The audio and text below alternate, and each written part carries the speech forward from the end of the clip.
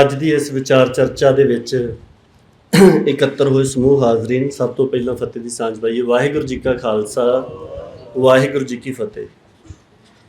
ਪਿਛਲੇ ਦਿਨਾਂ ਦੇ ਦੌਰਾਨ ਪੰਜਾਬ ਦੇ ਵਿੱਚ ਦੋ ਤਰ੍ਹਾਂ ਦਾ ਅਮਲ ਚੱਲਿਆ। ਇੱਕ ਤਾਂ ਫੌਜੀ ਜਾਂ ਪੁਲਿਸ ਦੇ ਵੱਲੋਂ ਕੀਤੀ ਗਈ ਘੇਰਾਬੰਦੀ ਜਾਂ ਦੇਸ਼ ਦੇ ਸਰੀਰਕ ਰੂਪ ਦੇ ਵਿੱਚ ਜੋ ਕੁਝ ਵਾਪਰਿਆ, ਉਹਦੇ ਤੋਂ ਆਪਾਂ ਕਾਫੀ ਵਾਵਾਸਤਾ ਹੈਗੇ ਹਾਂ। ਪਰ ਇਹਦੇ ਨਾਲ ਇਹਦੇ ਸਮਾਨਾਂਤਰ ਹੀ ਇੱਕ ਹੋਰ ਅਮਲ ਚੱਲਿਆ, ਜਿਹੜਾ ਕਿ ਇੱਕ ਮਨੋਵਿਗਿਆਨਕ ਹਮਲੇ ਦੇ ਤੌਰ ਦੇ ਉੱਪਰ ਦੇਖਿਆ ਜਾ ਸਕਦਾ ਹੈ। ਔਰ ਉਹਦੇ ਵਿੱਚ ਪ੍ਰਮੁੱਖ ਰੂਪ ਦੇ ਵਿੱਚ ਇੱਕ ਸਮਰੱਥਾ ਜਿਹੜੀ ਪਿਛਲੇ ਸਮੇਂ ਦੇ ਦੌਰਾਨ ਪੈਦਾ ਹੋਈ, ਔਰ ਅਸੀਂ ਕਾਫੀ ਸਮੇਂ ਤੋਂ ਇਹ ਗੱਲ ਕਹਿ ਰਹੇ ਸੀਗੇ ਕਿ ਕਿਸਾਨੀ ਸੰਘਰਸ਼ ਤੋਂ ਬਾਅਦ ਪੰਜਾਬ ਤੇ ਖਾਸ ਕਰਕੇ ਪੰਜਾਬ ਰਹਿੰਦਾ ਜਿਹੜਾ ਸਿੱਖ ਭਾਈਚਾਰਾ ਆ, ਇਹ ਐਮਰਜੈਂਸੀ ਤੋਂ ਬਾਅਦ 1977 ਵਾਲੀ ਸਥਿਤੀ ਦੇ ਵਿੱਚ ਆ ਗਏ ਆ ਕਿ ਜਿਸ ਸਮੇਂ ਇੰਡੀਆ ਉਪ ਮਹਾਦੀਪ ਜਿਹੜਾ ਆ ਇਹਦੇ ਵਿੱਚ ਰਾਜ ਸੱਤਾ ਕੇਂਦਰੀਕਰਨ ਵੱਲ ਨੂੰ ਜਾ ਰਹੀ ਹੈ, ਤੇ ਦੂਸਰੇ ਪਾਸੇ ਉਹਦੇ ਮੁਕਾਬਲੇ ਦੇ ਉੱਪਰ ਇੱਕ ਸਾਂਝੀ ਜੱਦੋਜਹਿਦ ਜਿਹੜੀ ਹੈ ਉਹ ਉੱਭਰ ਰਹੀ ਹੈ। ਔਰ ਸਵੱਬ ਵੱਸ ਦੋਵੇਂ ਵਾਰ ਹੀ, ਐਮਰਜੈਂਸੀ ਤੋਂ ਬਾਅਦ ਵੀ, ਕਿਸਾਨੀ ਸੰਘਰਸ਼ ਵੇਲੇ ਵੀ ਪੰਜਾਬ ਨੇ ਤੇ ਖਾਸ ਕਰਕੇ ਸਿੱਖਾਂ ਨੇ ਉਹਦੇ ਵਿੱਚ ਮੂਹਰੀ ਭੂਮਿਕਾ ਜਿਹੜੀ ਆ ਉਹ ਨਿਭਾਈ ਹੈ। ਸੋ ਜਦੋਂ ਇੰਨੀ ਜ਼ਿਆਦਾ ਸਮਰੱਥਾ ਇੱਕ ਭਾਈਚਾਰੇ ਦੇ ਕੋਲ ਜਾਂ ਇੱਕ ਖਿੱਤੇ ਦੇ ਕੋਲ ਇਕੱਤਰ ਹੋ ਰਹੀ ਹੈ, ਤਾਂ ਆਪਾਂ ਜੇ ਪਿਛਲਾ ਸਮਾਂ ਦੇਖੀਏ 77 ਤੋਂ 82 ਤੱਕ ਦਾ ਸਮਾਂ, ਤਾਂ ਉਸ ਸਮੇਂ ਲਗਾਤਾਰ ਇੱਕ ਅਮਲ ਚੱਲਿਆ ਜਿਹਦੇ ਰਾਹੀਂ ਪੰਜਾਬ ਨੂੰ ਆਮ ਕਰਕੇ, ਸਿੱਖਾਂ ਨੂੰ ਖਾਸ ਕਰਕੇ, ਉਹਨਾਂ ਨੂੰ ਡੈਮੋਨਾਈਜ਼ ਕਰਨਾ, ਡੀਫੇਮ ਕਰਨਾ, ਆਈਸੋਲੇਟ ਕਰਨਾ, ਬਦਨਾਮ ਕਰਨਾ, ਬਿਲਕੁਲ ਨਖੇੜ ਕੇ ਨਿਸ਼ਾਨੇ ਦੇ ਉੱਤੇ ਲੈਣ ਦੀ ਤਿਆਰੀ ਜਿਹੜੀ ਆ ਉਹ ਕੀਤੀ ਗਈ ਸੀਗੀ। ਔਰ ਇਸੇ ਤਰ੍ਹਾਂ ਦਾ ਹੀ ਅਮਲ ਇਹ ਕਿਆਸਿਆ ਜਾ ਰਿਹਾ ਸੀਗਾ ਕਿ ਹੁਣ ਵੀ ਸਟੇਟ ਦੇ ਵੱਲੋਂ ਅਪਣਾਇਆ ਜਾਊਗਾ।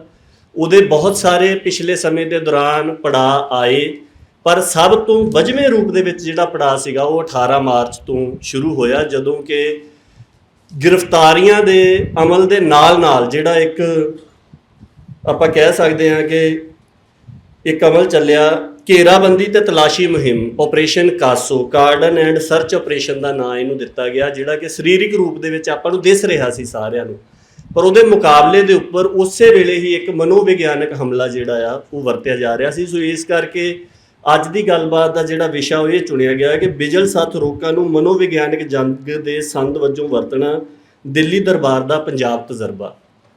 ਕਿ ਜਿਹੜਾ ਸੋਸ਼ਲ ਮੀਡੀਆ ਆ, ਸੋਸ਼ਲ ਮੀਡੀਆ ਨੂੰ ਤੇ ਇਹਦੇ ਉੱਪਰ ਲੱਗਣ ਵਾਲੀਆਂ ਰੋਕਾਂ ਨੂੰ, ਕੀ ਇਹਨਾਂ ਨੂੰ ਮਨੋਵਿਗਿਆਨਕ ਹਮਲੇ ਦੇ ਹਥਿਆਰ ਵਜੋਂ ਵਰਤਿਆ ਜਾ ਸਕਦਾ? ਇਹ ਆਪਣੇ ਆਪ ਦੇ ਵਿੱਚ ਇੱਕ ਸਵਾਲ ਹੈ। ਦੂਸਰੀ ਗੱਲ ਇਹ ਹੈਗੀ ਕਿ ਇੱਕ ਅਜਿਹਾ ਮਾਧਿਅਮ ਜਿਹਦੇ ਬਾਰੇ ਦੇ ਵਿੱਚ ਇਹ ਮੰਨਿਆ ਜਾਂਦਾ ਹੈ ਕਿ ਇੰਨੇ ਵਿਚਾਰਾਂ ਦੀ ਆਜ਼ਾਦੀ ਦੇ ਪ੍ਰਗਟਾਵੇ ਦੇ ਇੰਨੇ ਰਾਹ ਖੋਲ੍ਹੇ ਨੇ ਕਿ ਜਿਹੜੇ ਇਸ ਤੋਂ ਪਹਿਲਾਂ ਨਹੀਂ ਸੀਗੇ, ਰਵਾਇਤੀ ਮੀਡੀਆ ਦੇ ਵਿੱਚ ਨਹੀਂ ਸੀਗੇ। ਸੋ ਇਸ ਤਰ੍ਹਾਂ ਦੇ ਮਾਧਿਅਮ ਨੂੰ ਕੀ ਸਟੇਟ ਇੱਕ ਸਾਈਕੋਲੋਜੀਕਲ ਵਾਰਫੇਅਰ ਦੇ ਵੈਪਨ ਦੇ ਤੌਰ ਤੇ ਵੈਪਨਾਈਜ਼ ਕਰ ਸਕਦੀ ਹੈ, ਉਹਨੂੰ ਇਸ ਤਰ੍ਹਾਂ ਦੇ ਸੰਦ ਦੇ ਵਿੱਚ ਤਬਦੀਲ ਕਰ ਸਕਦੀ ਹੈ। ਇਹਨੂੰ ਆਪਾਂ ਹਾਲੀਆ ਜਿਹੜਾ ਪੰਜਾਬ ਦੇ ਵਿੱਚ ਘਟਨਾਕ੍ਰਮ ਵਾਪਰਿਆ ਔਰ ਉਹਦੇ ਪਿੱਛੇ ਕਿਸ ਤਰ੍ਹਾਂ ਦੇ ਨਕਸ਼ ਉੱਭਰ ਕੇ ਆਏ ਨੇ, ਜਿਨ੍ਹਾਂ ਨੂੰ ਆਪਾਂ ਪੈਟਰਨ ਕਹਿ ਲੈਂਦੇ ਆਮ ਤੌਰ ਦੇ ਉੱਪਰ, ਜਾਂ ਕਿਸ ਤਰ੍ਹਾਂ ਦਾ ਸਾਰਾ ਇੱਕ ਤੰਤਰ ਜਾਂ ਸਿਸਟਮ, ਮੈਕੈਨਿਜ਼ਮ ਜਿਹੜਾ ਉਹਦੇ ਪਿੱਛੇ ਕੰਮ ਕਰ ਰਿਹਾ ਸੀਗਾ, ਇਹਨਾਂ ਨੂੰ ਆਪਾਂ ਦੇਖਣ ਦੀ ਕੋਸ਼ਿਸ਼ ਜਿਹੜੀ ਹੈ ਉਹ ਕਰਾਂਗੇ। ਸੋ 18 ਮਾਰਚ 2023 ਨੂੰ ਜਿਹੜੀ ਘੇਰਾਬੰਦੀ ਤੇ ਤਲਾਸ਼ੀ ਮੁਹਿੰਮ ਚੱਲੀ, ਉਹਦੇ ਵਿੱਚ ਇੱਕ ਜਿਹੜਾ ਖਾਸ ਤੌਰ ਦੇ ਉੱਪਰ ਹਥਿਆਰ ਇਸਤੇਮਾਲ ਹੋਇਆ ਮਨੋਵਿਗਿਆਨਿਕ ਪੱਧਰ ਤੇ, ਉਹ ਸੀਗੀ ਕਨਫਿਊਜ਼ਨ, ਭੰਬਲ ਭੂਸਾ, ਕਿ ਕਿਸੇ ਨੂੰ ਵੀ ਇਹ ਗੱਲ ਦਾ ਪਤਾ ਨਾ ਲੱਗੇ ਕਿ ਅਸਲ ਦੇ ਵਿੱਚ ਹੋ ਕੀ ਰਿਹਾ ਆ। ਔਰ ਜਿਹੜੇ ਸਾਡੇ ਮਤਲਬ ਬਜਾਲੀ ਖਬਰ ਅਖਾੜੇ, ਮੈਂ ਸ਼ਬਦ ਵਰਤਣਾ ਚਾਹੂੰਗਾ, ਜਿਹੜੇ ਮਤਲਬ ਕਿਉਂਕਿ ਉਹ ਬਿਲਕੁਲ ਹੀ, ਜੇ ਤੁਸੀਂ ਉਹਨਾਂ ਚੈਨਲਾਂ ਦੀ ਪੇਸ਼ਕਾਰੀ ਦੇਖੋ, ਉਹ ਬਿਲਕੁਲ ਇੱਕ ਅਖਾੜੇ ਵਰਗੀ ਹੈ, ਜਿਹਦੇ ਵਿੱਚ ਇੱਕ ਕਲਾਕਾਰ ਵਾਂਗੂ ਜਿਹੜਾ ਖਬਰ ਪੇਸ਼ ਕਰਨ ਵਾਲਾ ਬੰਦਾ ਆ ਉਹ ਵਿੱਚ ਖੜ ਕੇ ਤੇ ਬਿਲਕੁਲ ਜਿੱਦਾਂ ਇੱਕ ਅਖਾੜੇ ਦੇ ਉੱਪਰ ਇੱਕ ਕਲਾਕਾਰ ਆਪਣੀ ਪਰਫਾਰਮੈਂਸ ਦੇ ਰਿਹਾ ਹੁੰਦਾ, ਬਿਲਕੁਲ ਉਸ ਤਰੀਕੇ ਦੇ ਨਾਲ ਪੇਸ਼ਕਾਰੀ ਖਬਰਾਂ ਦੀ ਜਿਹੜੀ ਉਹ ਕੀਤੀ ਜਾਂਦੀ। ਔਰ ਇਹ ਗੱਲ ਕਹੀ ਜਾ ਰਹੀ ਸੀ ਕਿ ਪਲ ਪਲ ਦੀ ਖਬਰ ਦਿੱਤੀ ਜਾ ਰਹੀ ਹੈ, ਪਰ ਤੁਸੀਂ ਦੇਖੋਗੇ ਉਹ ਪਲ ਪਲ ਦੀ ਖਬਰ ਪਲ ਪਲ ਦੇ ਵਿੱਚ ਹੀ ਬਦਲ ਰਹੀ ਸੀਗੀ, ਔਰ ਇੱਕੋ ਪਲ ਹੀ ਇੱਕ ਆਪਾ ਵਿਰੋਧੀ ਖਬਰਾਂ ਚੱਲੀ ਜਾ ਰਹੀਆਂ ਸੀਗੀਆਂ। ਸਭ ਤੋਂ ਵੱਡਾ ਸਵਾਲ ਤਾਂ ਇਹ ਸੀਗਾ ਵੀ ਕੀ ਅੰਮ੍ਰਿਤਪਾਲ ਸਿੰਘ ਹੁਣੀ ਗ੍ਰਿਫਤਾਰ ਹੋ ਗਏ? ਸੋ ਉਸ ਮਾਮਲੇ ਦੇ ਵਿੱਚ ਵੀ ਜੇਕਰ ਆਪਾਂ ਦੇਖੀਏ ਤਾਂ ਇੱਕੋ ਵੇਲੇ ਇਹ ਕਿਹਾ ਜਾ ਰਿਹਾ ਸੀ ਕਿ ਉਹ ਗ੍ਰਿਫਤਾਰ ਹੋ ਗਏ, ਨਾਲ ਦੀ ਨਾਲ ਇਹ ਕਿਹਾ ਜਾ ਰਿਹਾ ਸੀ ਕਿ ਕੁਝ ਸੂਤਰ ਇਹ ਕਹਿ ਰਹੇ ਆ ਕਿ ਨਹੀਂ, ਉਹ ਐਸਕੇਪ ਕਰ ਗਿਆ ਉੱਥੋਂ। ਸੋ ਇਹ ਬਿਲਕੁਲ ਮਿੱਥ ਕੇ ਇੱਕ ਭੰਬਲ ਭੂਸਾ ਜਿਹੜਾ ਆ ਉਹ ਫੈਲਾਇਆ ਗਿਆ। ਔਰ ਇੱਕ ਗੱਲ ਇਹ ਵੀ ਹੈਗੀ ਕਿ ਕਨਫਿਊਜ਼ਨ ਇਹ ਪਹਿਲੀ ਵਾਰ ਨਹੀਂ ਹੈ ਕਿ ਕਨਫਿਊਜ਼ਨ ਨੂੰ ਇੱਕ ਵੈਪਨ ਦੇ ਤੌਰ ਦੇ ਉੱਤੇ ਵਰਤਿਆ ਹੋਵੇ। ਇਹ ਬਹੁਤ ਸਮਾਂ ਪਹਿਲਾਂ ਤੋਂ ਵਰਤਿਆ ਜਾਂਦਾ ਹੈ, ਕਿਉਂਕਿ ਜਾਣਕਾਰੀ ਸਭ ਤੋਂ ਵੱਧ ਅਹਿਮ ਹੁੰਦੀ ਹੈ। ਜਾਣਕਾਰੀ ਤੋਂ ਹੀ ਬੰਦਾ ਇਹ ਦੇਖਦਾ ਕਿ ਉਹਨੇ ਕਿਸ ਤਰ੍ਹਾਂ ਦਾ ਪ੍ਰਤੀਕਰਮ ਇਸਤੇਮਾਲ ਕਰਨਾ ਹੈ, ਕਿਸ ਤਰ੍ਹਾਂ ਦਾ ਅਖਤਿਆਰ ਕਰਨਾ ਹੈ। ਸੋ ਜੇ ਜਾਣਕਾਰੀ ਹੀ ਇਸ ਤਰ੍ਹਾਂ ਦੀ ਆ ਰਹੀ ਹੈ ਕਿ ਬੰਦੇ ਦੇ ਮਨ ਦੇ ਵਿੱਚ ਹੀ ਇੱਕ ਦੁਬਿਧਾ ਖੜੀ ਹੋ ਜਾਵੇ, ਤਾਂ ਬੰਦੇ ਨੂੰ ਇਹ ਨਹੀਂ ਪਤਾ ਲੱਗਦਾ ਕਿ ਹੁਣ ਕੀਤਾ ਕੀ ਜਾਵੇ।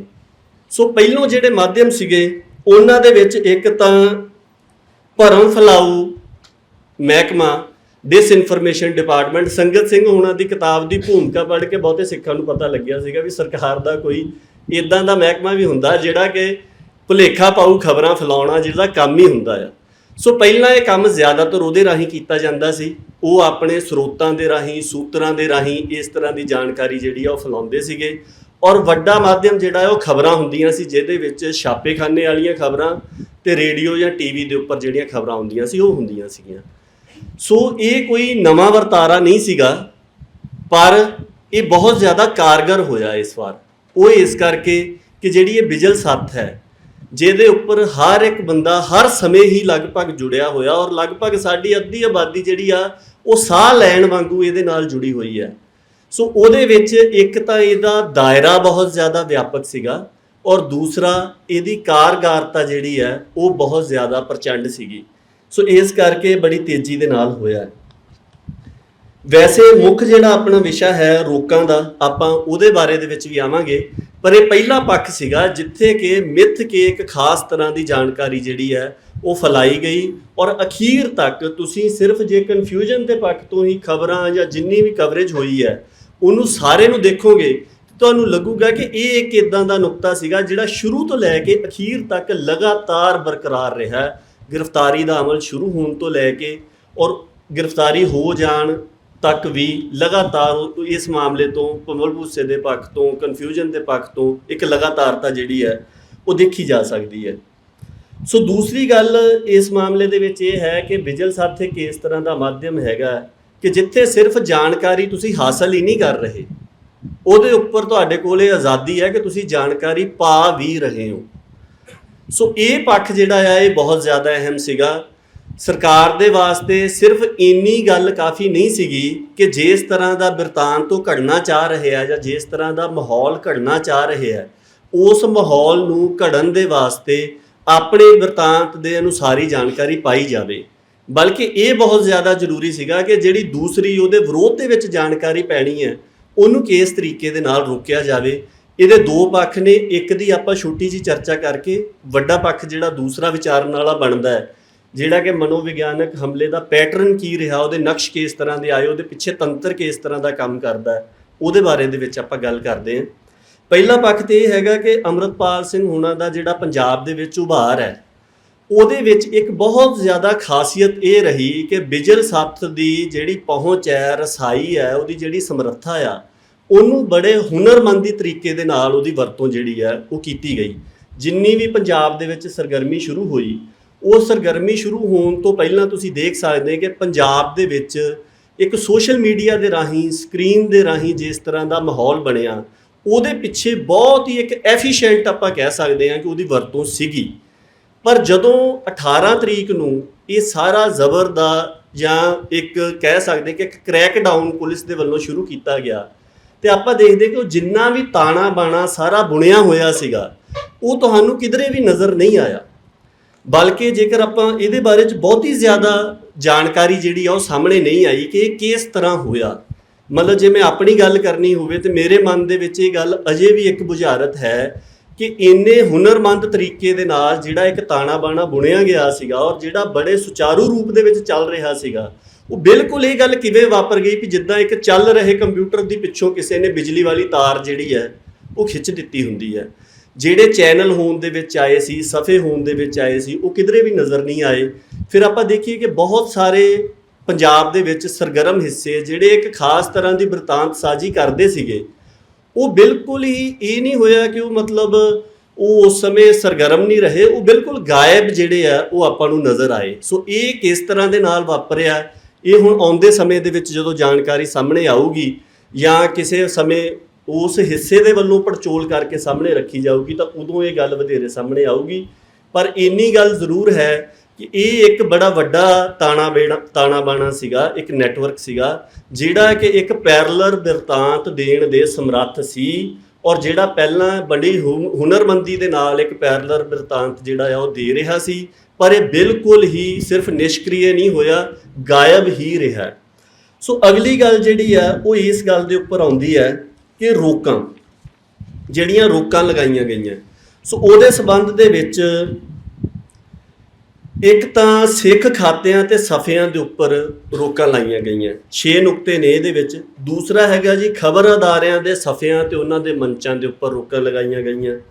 ਤੀਸਰੀ ਗੱਲ ਹੈ ਕਿ ਜਿਨ੍ਹਾਂ ਖਾਤਿਆਂ ਦੇ ਉੱਪਰ ਰੋਕਾਂ ਲਗਾਈਆਂ ਗਈਆਂ ਸੀ ਉਹਨਾਂ ਨੂੰ ਚਲਾਉਣ ਵਾਲਿਆਂ ਨੂੰ ਥਾਣੇ 'ਚ ਬੁਲਾਉਣਾ ਜਾਂ ਲੈ ਕੇ ਜਾਣਾ, ਉਹਨਾਂ ਦੇ ਫੋਨ ਜ਼ਬਤ ਕਰਨੇ, ਉਹਨਾਂ ਤੋਂ ਪੁੱਛ ਪੜਤਾਲ ਕਰਨੀ, ਉਹਨਾਂ ਤੋਂ ਸਵੈ ਜਾਮਨੀ ਲੈ ਕੇ ਉਹਨਾਂ ਨੂੰ ਛੱਡਣਾ, ਜਾਂ ਬਹੁਤ ਸਾਰੇ ਲੋਕ ਜਿਨ੍ਹਾਂ ਨੂੰ ਹਿਰਾਸਤ ਦੇ ਵਿੱਚ ਲਿਆ ਗਿਆ 751 ਕਰਕੇ ਅੰਦਰ ਕੀਤਾ ਗਿਆ। ਸੋ ਅਗਲਾ ਚੌਥਾ ਨੁਕਤਾ ਇਹ ਰਿਹਾ ਕਿ ਪੱਤਰਕਾਰਾਂ ਦੇ ਖਾਤਿਆਂ ਤੇ ਸਫ਼ਿਆਂ ਦੇ ਉੱਪਰ ਰੋਕਾਂ ਲੱਗਣੀਆਂ, ਉਹਨਾਂ ਦੇ ਘਰਾਂ ਦੇ ਉੱਪਰ ਛਾਪੇ ਮਾਰਨੇ, ਉਹਨਾਂ ਦੇ ਫੋਨ ਜ਼ਬਤ ਕਰਨੇ, ਪੁੱਛ ਪੜਤਾਲ ਕਰਨੀ, ਪੱਤਰਕਾਰਾਂ ਦੀਆਂ ਗ੍ਰਿਫਤਾਰੀਆਂ ਕਰਨੀਆਂ ਤੇ ਕੇਸ ਦਰਜ ਕਰਨੇ, ਵਿਜੀਲੈਂਸ ਹੱਥ ਦੇ ਆਮ ਵਰਤੋਂਕਾਰ ਜਿਹੜੇ ਨੇ ਉਹਨਾਂ ਦੇ ਉੱਤੇ ਰੋਕਾਂ ਲਾਉਣੀਆਂ, ਉਹਨਾਂ ਨੂੰ ਥਾਣੇ ਲਿਜਾਣਾ, ਫੋਨ ਜ਼ਬਤ ਕਰਨੇ, ਪੁੱਛ ਪੜਤਾਲ ਕਰਨੀ ਤੇ ਉਹਨਾਂ ਦੇ ਕੋਲੋਂ ਸਵੈ ਜਾਮਨੀ ਲੈ ਕੇ ਕਿ ਤੁਸੀਂ ਇਹ ਅੰਡਰਟੇਕਿੰਗ ਦਿਓ ਕਿ ਅਸੀਂ ਕਿਸੇ ਵੀ ਤਰ੍ਹਾਂ ਦੀ ਪੋਸਟ ਜਿਹੜੀ ਆ ਉਹ ਨਹੀਂ ਪਾਵਾਂਗੇ, ਇਹ ਕਹਿ ਕੇ ਉਹਨਾਂ ਨੂੰ ਛੱਡਣਾ। ਹੁਣ ਆਪਾਂ ਇਹਦੀ ਥੋੜ੍ਹੀ ਜਿਹੀ ਮਿਸਾਲ, ਇਹ ਸਿਰਫ ਮੈਂ ਜਿੱਦਾਂ ਕਹਿੰਦੇ ਹੁੰਦੇ ਟਿਪ ਆਫ ਦਾ ਆਈਸਬਰਗ, ਕਿ ਇੱਕ ਵੱਡੇ ਵਰਤਾਰੇ ਦਾ ਸਿਰਫ ਉਹਨੂੰ ਇੱਕ ਦਰਸਾਉਂਦੀ ਹੋਈ ਸ਼ੈ ਜਿਹੜੀ ਹੈ, ਇੱਕ ਨਮੂਨੇ ਵਜੋਂ ਕੁਝ ਇੱਕ ਉਦਾਹਰਨਾਂ ਜਿਹੜੀਆਂ ਉਹ ਪੇਸ਼ ਕਰਨੀਆਂ ਚਾਹੁੰਦਾ। ਜਿਹੜੇ ਖਬਰ ਅਦਾਰਿਆਂ ਦੇ ਉੱਪਰ ਰੋਕ ਲੱਗੀ, ਦੇਖੋ ਸਿੱਖ ਖਬਰ ਅਦਾਰਿਆਂ ਦੇ ਉੱਪਰ ਰੋਕਾਂ ਲੱਗਣ ਦਾ ਕੰਮ ਨਵਾਂ ਨਹੀਂ ਹੈਗਾ। ਜੇ ਅਸੀਂ ਆਪਣੇ ਅਦਾਰੇ ਦੀ ਗੱਲ ਕਰੀਏ ਤੇ ਬਰਗਾੜੀ ਤੇ ਬਹਿਬਲ ਕਲਾਂ ਘਟਨਾਕ੍ਰਮ ਵਾਪਰਨ ਤੋਂ ਬਾਅਦ 27 ਅਕਤੂਬਰ 2015 ਨੂੰ ਮੈਨੂੰ ਇੱਕ ਨੋਟਿਸ ਜਿਹੜਾ ਆ ਉਹ ਹਾਸਲ ਹੋਇਆ ਸੀਗਾ ministry of information and technology ਦੇ ਤਹਿਤ E security and cyber law group ਦੇ ਵੱਲੋਂ, ਔਰ ਉਹਨਾਂ ਦੇ ਵੱਲੋਂ ਇਹ ਕਿਹਾ ਗਿਆ ਕਿ ਤੁਹਾਡੀ ਜਿਹੜੀ ਅੰਗਰੇਜ਼ੀ ਦੇ ਵਿੱਚ ਖਬਰਾਂ ਦੀ ਵੈਬਸਾਈਟ ਹੈ sikhsiyasat.net, ਇਹਦੇ ਉੱਪਰ ਇਤਰਾਜ਼ਯੋਗ ਸਮੱਗਰੀ ਹੈ ਤੇ ਇਹਦੀ ਪੜਚੋਲ ਦੇ ਵਾਸਤੇ 29 ਅਕਤੂਬਰ 2015 ਨੂੰ ਇਲੈਕਟ੍ਰੋਨਿਕਸ ਨਿਕੇਤਨ ਦੇ ਵਿੱਚ ਇੱਕ ਮੀਟਿੰਗ ਆ, ਤੁਸੀਂ ਚਾਹੋ ਤਾਂ ਆਪਣਾ ਪੱਖ ਆ ਕੇ ਰੱਖ ਸਕਦੇ ਹੋ। ਉਸ ਸਮੇਂ ਮੈਂ ਉੱਥੇ ਗਿਆ, ਉਸ ਟੀਮ ਦੇ ਸਾਹਮਣੇ ਜਾ ਕੇ ਆਪਣਾ ਪੱਖ ਰੱਖਿਆ, ਔਰ ਉਹਦੇ ਵਿੱਚੋਂ ਵੀ ਬਹੁਤ ਸਾਰੀਆਂ ਗੱਲਾਂ ਪਤਾ ਲੱਗੀਆਂ ਸੀ, ਪਰ ਆਪਾਂ ਸਮੇਂ ਦੀ ਕਮੀ ਕਾਰਨ ਉਹ ਗੱਲਾਂ ਜਿਹੜੀਆਂ ਫਿਰ ਕਿਤੇ ਵਿਚਾਰ ਲਵਾਂਗੇ। ਸੋ ਉਸ ਤੋਂ ਬਾਅਦ ਦੇ ਵਿੱਚ ਸਾਲ 2020 ਦੇ ਵਿੱਚ 6 ਜੂਨ ਨੂੰ 6 ਖਬਰ ਅਦਾਰੇ ਜਿਹੜੇ ਪ੍ਰਮੁੱਖ ਸੀਗੇ ਸਿੱਖਾਂ ਦੇ, ਜਿਨ੍ਹਾਂ ਵਿੱਚੋਂ ਸਿੱਖ ਸਿਆਸਤ ਇੱਕ ਸੀ, ਉਹਦੇ ਉੱਪਰ ਰੋਕ ਲੱਗੀ। ਔਰ ਜੇ ਅਸੀਂ ਆਪਣੇ ਮੰਚ ਦੀ ਹੀ ਗੱਲ ਕਰੀਏ ਤਾਂ ਜੂਨ 2020, ਜੁਲਾਈ 2020, ਸਤੰਬਰ 2020, ਜੁਲਾਈ 2021, ਸੋ ਇਹ ਲਗਾਤਾਰ ਇਹਨਾਂ ਸਾਰੇ ਸਮਿਆਂ ਦੇ ਦੌਰਾਨ ਇੱਕ ਇੱਕ ਕਰਕੇ ਸਾਡੇ ਜਿਹੜੇ ਮੰਚ ਆ ਉਹਨਾਂ ਦੇ ਉੱਪਰ ਰੋਕ ਲੱਗਦੀ ਜਾ ਰਹੀ ਸੀ। ਪਰ ਇਸ ਵਾਰ ਵੀ ਮੇਰੇ ਆਪਣੇ ਟਵਿੱਟਰ ਹੈਂਡਲ ਜਿਹੜਾ ਆ ਉਹਨੂੰ ਬਲੌਕ ਕੀਤਾ ਗਿਆ। ਇੰਡੀਆ ਦੇ ਵਿੱਚ ਸਾਡਾ ਸਿੱਖ ਸਿਆਸਤ ਦਾ ਟਵਿੱਟਰ ਹੈਂਡਲ ਚੱਲ ਰਿਹਾ ਸੀਗਾ, ਉਹਨੂੰ ਵੀ ਬੰਦ ਕਰ ਦਿੱਤਾ ਗਿਆ। ਪਰ ਉਸ ਤੋਂ ਇਲਾਵਾ ਇੱਕ ਜਿਹੜੀ ਵੱਡੀ ਗੱਲ ਵਾਪਰੀ ਉਹ ਇਹ ਵਾਪਰੀ ਕਿ ਜਿਹਨੂੰ ਆਪਾਂ main stream Punjabi web media ਕਹਿ ਸਕਦੇ ਹਾਂ, ਉਹਨਾਂ ਦੇ ਉੱਪਰ ਰੋਕਾਂ ਲੱਗੀਆਂ ਨੇ, ਜਿਨ੍ਹਾਂ ਦੇ ਵਿੱਚੋਂ ਪੰਜਾਬੀ ਲੋਕ ਚੈਨਲ, ਸਮਰੱਥ ਆਵਾਜ਼, ਦਾ ਅਨਮਿਊਟ, ਗੁਰਬਾਣੀ ਅਖੰਡ ਬਾਣੀ, ਔਰ ਇਸ ਤਰ੍ਹਾਂ ਦੇ ਚੈਨਲ ਜਿਹੜੇ ਪਿਛਲੇ ਸਾਲਾਂ ਦੇ ਦੌਰਾਨ ਬੜੇ ਵੱਡੇ ਪੱਧਰ ਦੇ ਉੱਪਰ, ਜਿਨ੍ਹਾਂ ਦੀ ਮਤਲਬ 10-10 ਲੱਖ ਤੱਕ ਸਬਸਕ੍ਰਿਪਸ਼ਨ ਹੈ, ਜਿਹੜੇ ਲੋਕ ਉਹਨਾਂ ਨੂੰ ਦੇਖਣ ਵਾਲੇ ਨੇ ਉਹਨਾਂ ਦੀ ਗਿਣਤੀ ਕਰੋੜਾਂ ਦੇ ਵਿੱਚ ਆ, ਉਹਨਾਂ ਨੂੰ ਬਿਲਕੁਲ ਮੁਕੰਮਲ ਰੋਕਾਂ ਉਹਨਾਂ ਦੇ ਉੱਪਰ ਜਿਹੜੀਆਂ ਆ ਉਹ ਲਾਈਆਂ ਗਈਆਂ। ਇਸ ਤੋਂ ਇਲਾਵਾ ਜਿਨ੍ਹਾਂ ਦੇ ਖਾਤਿਆਂ ਦੇ ਉੱਪਰ ਰੋਕ ਲੱਗੀ ਹੈ ਉਹਨਾਂ ਨੂੰ ਬਾਅਦ ਦੇ ਵਿੱਚ ਥਾਣਿਆਂ ਦੇ ਵਿੱਚ ਬੁਲਾਇਆ ਗਿਆ ਹੋਵੇ। ਉਹਦੇ ਵਿੱਚ ਜੁਝਾਰ ਸਿੰਘ ਨੇ, ਸੱਥ ਜਥੇਬੰਦੀ ਦੇ ਨਾਲ ਸੰਬੰਧਿਤ ਨੇ, ਜਰਨਲਿਜ਼ਮ ਦੇ ਵਿਦਿਆਰਥੀ ਨੇ ਗੁਰੂ ਨਾਨਕ ਦੇਵ ਯੂਨੀਵਰਸਿਟੀ ਦੇ ਵਿੱਚ, ਉਹਨਾਂ ਨੇ ਇੱਕ ਪੋਸਟ ਜਿਹੜੀ ਆ ਸੋਸ਼ਲ ਮੀਡੀਆ ਦੇ ਉੱਪਰ ਪਾਈ ਸੀ। ਉਸ ਤੋਂ ਬਾਅਦ ਦੇ ਵਿੱਚ ਉਹਨਾਂ ਨੂੰ ਪੁਲਿਸ ਦੇ ਵੱਲੋਂ 2 ਵਾਰ, ਇੱਕ ਵਾਰ ਥਾਣੇ ਦੇ ਵਿੱਚ, ਇੱਕ ਵਾਰ SSP ਦਫ਼ਤਰ ਦੇ ਵਿੱਚ ਬੁਲਾਇਆ ਗਿਆ, ਔਰ ਉਹਨਾਂ ਨੂੰ ਇਹ ਕਿਹਾ ਗਿਆ ਕਿ ਤੁਸੀਂ ਇਹ ਗੱਲ ਸਾਨੂੰ ਤਸਦੀਕ ਕਰਕੇ ਦਿਓ ਕਿ ਤੁਸੀਂ ਕੋਈ ਵੀ ਇਸ ਸੰਬੰਧ ਦੇ ਵਿੱਚ ਪੋਸਟ ਜਿਹੜੀ ਆ ਉਹ ਨਹੀਂ ਪਾਓਗੇ। ਜਸਪਾਲ ਸਿੰਘ ਮੰਚਪੁਰ ਜਿਹੜੇ ਕਿ ਵਕੀਲ ਨੇ, ਉਹਨਾਂ ਦੇ ਵੱਲੋਂ ਇਹ ਜਾਣਕਾਰੀ ਦਿੱਤੀ ਗਈ ਕਿ ਜੇਕਰ ਕਿਸੇ ਵਿਅਕਤੀ ਨੂੰ ਗ੍ਰਿਫਤਾਰ ਕੀਤਾ ਗਿਆ ਹੈ ਤੇ ਉਹਨੂੰ ਗ੍ਰਿਫਤਾਰੀ ਹੋਈ ਨੂੰ ਜਾਂ ਉਹਨਾਂ ਨੂੰ ਪੁਲਿਸ ਦੇ ਵੱਲੋਂ ਹਿਰਾਸਤ ਦੇ ਵਿੱਚ ਲਏ ਨੂੰ 24 ਘੰਟੇ ਤੋਂ ਉੱਪਰ ਹੋ ਗਏ, ਤੁਸੀਂ ਹਾਈ ਕੋਰਟ ਤੱਕ ਕਿਸ ਤਰ੍ਹਾਂ ਪਹੁੰਚ ਕਰ ਸਕਦੇ ਹੋ। ਔਰ ਜਿਹੜੀਆਂ ਹਾਈ ਕੋਰਟ ਦੀਆਂ ਇੱਕ ਸੰਵਿਧਾਨਕ ਤਾਕਤਾਂ ਨੇ ਧਾਰਾ 226 ਦੇ ਤਹਿਤ, ਉਹਦੀ ਤੁਸੀਂ ਕਿਸ ਤਰੀਕੇ ਦੇ ਨਾਲ ਵਰਤੋਂ ਜਿਹੜੀ ਆ ਉਹ ਕਰ ਸਕਦੇ ਹੋ ਔਰ ਕਿਸ ਤਰ੍ਹਾਂ ਤੁਸੀਂ ਹਾਈ ਕੋਰਟ ਤੱਕ ਪਹੁੰਚ ਕਰ ਸਕਦੇ। ਉਹ ਵੀਡੀਓ ਹਟਵਾਈ ਗਈ, ਉਹਨਾਂ ਦਾ ਖਾਤਾ ਜਿਹੜਾ ਆ ਫੇਸਬੁੱਕ ਤੇ ਟਵਿੱਟਰ ਦਾ ਉਹ ਪੰਜਾਬ ਦੇ ਵਿੱਚ ਬੰਦ ਕੀਤਾ ਗਿਆ ਔਰ ਉਸ ਤੋਂ ਬਾਅਦ ਦੇ ਵਿੱਚ ਉਹਨਾਂ ਦੇ ਘਰ ਆ ਕੇ ਪੁਲਿਸ ਜਿਹੜੀ ਆ ਉਹਨਾਂ ਨੂੰ ਲੈ ਗਈ। ਚਲੋ ਵਕੀਲ ਭਾਈਚਾਰੇ ਤੇ ਪੱਤਰਕਾਰ ਭਾਈਚਾਰੇ ਨੇ ਸਰਗਰਮੀ ਦਿਖਾਈ ਤਾਂ ਕੋਈ ਕਾਰਵਾਈ ਉਹਨਾਂ ਦੇ ਵਿਰੁੱਧ ਨਹੀਂ ਹੋਈ। ਮੇਰੇ ਆਪਣੇ ਘਰੇ 3 ਅਪ੍ਰੈਲ ਨੂੰ ਸਵੇਰੇ 4:15 ਵਜੇ 2 DSP SHO ਲਗਭਗ 12 ਪੁਲਿਸ ਵਾਲੇ ਜਿਹੜੇ ਆ ਉਹਨਾਂ ਨੇ ਜਾ ਕੇ ਬਕਾਇਦਾ ਘੇਰਾਬੰਦੀ ਕੀਤੀ। ਹਾਲਾਂਕਿ ਉਹਨਾਂ ਨੂੰ ਪਤਾ ਸੀਗਾ, ਇੱਕ ਦਿਨ ਪਹਿਲਾਂ ਜਦੋਂ ਪਿੰਡੋਂ ਪਤਾ ਕਰ ਰਹੇ ਸੀ ਤੇ ਮੈਂ ਦੱਸ ਦਿੱਤਾ ਸੀਗਾ, ਪੰਚਾਇਤ ਮੈਂਬਰ ਜਿਹੜਾ ਮੈਨੂੰ ਕਹਿ ਰਿਹਾ ਸੀ, ਮੈਂ ਵੀ ਭਾਈ ਤੁਸੀਂ ਉਹਨਾਂ ਨੂੰ ਦੱਸ ਦਿਓ ਵੀ ਮੈਂ ਘਰ ਨਹੀਂ ਹੈਗਾ, ਵੀ ਜੇ ਉਹਨਾਂ ਨੂੰ ਕੋਈ ਗੱਲ ਹੈਗੀ ਤਾਂ ਮੇਰੇ ਨਾਲ ਫੋਨ ਦੇ ਉੱਪਰ ਗੱਲ ਕਰ ਲੈਣ। ਪਰ ਉਹਦੇ ਬਾਵਜੂਦ, ਪਤਾ ਹੋਣ ਦੇ ਬਾਵਜੂਦ ਉਹ ਘਰ ਗਏ ਔਰ ਉਹਨਾਂ ਨੇ ਇਸ ਤਰ੍ਹਾਂ ਦੀ ਸਾਰੀ ਕਾਰਵਾਈ ਜਿਹੜੀ ਹੈ ਉਹ ਕੀਤੀ। ਔਰ ਕਮਾਲ ਦੀ ਗੱਲ ਇੱਕ ਇਹ ਰਹੀ ਕਿ ਜਦੋਂ ਘਰ ਵਾਲਿਆਂ ਨੇ ਕਿਹਾ ਵੀ ਅਸੀਂ ਫੋਨ ਮਿਲਾ ਦਿੰਦੇ, ਤੁਸੀਂ ਉਹਨਾਂ ਦੇ ਨਾਲ ਫੋਨ ਤੇ ਗੱਲ ਕਰ ਲਓ, ਜੋ ਜਾਣਕਾਰੀ ਚਾਹੀਦੀ ਉਹ ਦੇ ਦੇਣਗੇ, ਤਾਂ ਅੱਗੋਂ ਇਹ ਗੱਲ ਕਹੀ ਗਈ ਕਿ ਨਹੀਂ ਤੁਸੀਂ ਹੀ ਦੱਸੋ, ਸਾਡੇ ਸਵਾਲਾਂ ਦੇ ਜਵਾਬ ਦਿਓ, ਉਹਦੇ ਨਾਲ ਅਸੀਂ ਫੋਨ ਤੇ ਗੱਲ ਜਿਹੜੀ ਹੈ ਉਹ ਨਹੀਂ ਕਰਨੀ। ਔਰ ਪੁਲਿਸ ਘਰਦਿਆਂ ਦੇ ਉੱਪਰ ਇਸ ਗੱਲ ਦਾ ਦਬਾਅ ਪਾ ਰਹੀ ਸੀ ਕਿ ਉਹਨੂੰ ਕਹੋ ਕਿ ਆ ਕੇ ਪੇਸ਼ ਹੋਵੇ। ਜਦੋਂ ਭਰਾ ਨੇ ਮੈਨੂੰ ਫੋਨ ਕੀਤਾ, ਮੈਂ ਉਹਨੂੰ ਕਿਹਾ ਵੀ ਤੂੰ ਗੱਲ ਕਰਵਾ, ਜਿਹੜਾ DSP ਹੈ ਮੌਕੇ ਤੇ, ਉਹਨੇ ਗੱਲ ਕਰਵਾਈ। ਉਹਨੇ ਮੈਨੂੰ ਨਹੀਂ ਕਿਹਾ ਕਿ ਤੁਸੀਂ ਆ ਕੇ ਸਾਨੂੰ ਮਿਲ ਕੇ ਜਾਓ, ਪਰ ਉਹ ਘਰਦਿਆਂ ਨੂੰ ਇਹ ਗੱਲ ਕਹਿ ਰਿਹਾ ਸੀਗਾ। ਇਹਦੇ ਤੋਂ ਪਤਾ ਲੱਗਦਾ ਕਿ ਅਸਲ ਮਨੋਰਥ ਜਿਹੜਾ ਆ ਉਹ ਇੱਕ ਦਬਾਅ ਬਣਾਉਣਾ, ਇੱਕ ਫੀਅਰ ਸਾਈਕੋਸਿਸ ਖੜਾ ਕਰਨਾ ਜਾਂ ਇੱਕ ਮਨੋਵਿਗਿਆਨਕ ਹਮਲੇ ਦੇ ਤੌਰ ਦੇ ਉੱਪਰ ਹੀ ਇਹਨੂੰ ਵਿਉਂਤਿਆ ਗਿਆ ਸੀਗਾ। ਜਿਹੜੇ ਪੱਤਰਕਾਰਾਂ ਦੇ ਸਫ਼ਿਆਂ ਦੇ ਉੱਪਰ ਰੋਕ ਲੱਗੀ ਉਹਨਾਂ ਦੇ ਵਿੱਚ ਗਗਨਦੀਪ ਸਿੰਘ, ਸਿਮਰਨਜੀਤ ਸਿੰਘ ਕੋਟਕਪੂਰਾ, ਕਮਲਦੀਪ ਸਿੰਘ ਬਰਾੜ ਜਿਹੜੇ ਕਿ ਇੰਡੀਅਨ ਐਕਸਪ੍ਰੈਸ ਦੇ ਪੱਤਰਕਾਰ ਨੇ, ਤੇ ਸੰਦੀਪ ਸਿੰਘ ਜਿਨ੍ਹਾਂ ਨੂੰ ਆਪਾਂ ਟਵਿੱਟਰ ਦੇ ਉੱਪਰ ਸਰਗਰਮੀ ਕਰਨ ਕਰਕੇ ਜਾਣਦੇ। ਇਸ ਤੋਂ ਇਲਾਵਾ ਹੋਰ ਬਹੁਤ ਸਾਰੇ। ਔਰ ਜਿਹੜੀਆਂ ਸਿੱਖ ਹਸਤੀਆਂ ਦੇ ਖਾਤਿਆਂ ਦੇ ਉੱਪਰ ਰੋਕ ਲੱਗੀ ਹੈ, ਤੁਸੀਂ ਦੇਖੋ ਕਿ 19 ਮਾਰਚ ਨੂੰ ਲਿਊਮਨ ਡਾਟਾਬੇਸ ਤੋਂ ਇੱਕ ਸਾਨੂੰ ਦਸਤਾਵੇਜ਼ ਹਾਸਲ ਹੋਇਆ। 19 ਮਾਰਚ ਨੂੰ ਸਰਕਾਰ ਨੇ ਜਿਹੜੇ ਟਵਿੱਟਰ ਖਾਤੇ ਰੋਕਣ ਦੇ ਵਾਸਤੇ ਟਵਿੱਟਰ ਨੂੰ ਆਪਣਾ ਹੁਕਮ ਭੇਜਿਆ, ਉਹਦੇ ਵਿੱਚ ਸਿੱਖਾਂ ਦੇ 119 ਖਾਤੇ ਸੀਗੇ, 122 ਖਾਤੇ। 19 ਮਾਰਚ ਨੂੰ ਉਹ ਹੁਕਮ ਭੇਜਿਆ ਗਿਆ, ਉਹਦੇ ਵਿੱਚ 122 ਖਾਤਿਆਂ ਦੀ ਫਹਿਰਿਸਤ ਸੀਗੀ। ਔਰ ਉਹਦੇ ਵਿੱਚ ਕਿੰਨਾਂ ਦੇ ਖਾਤੇ ਸੀਗੇ?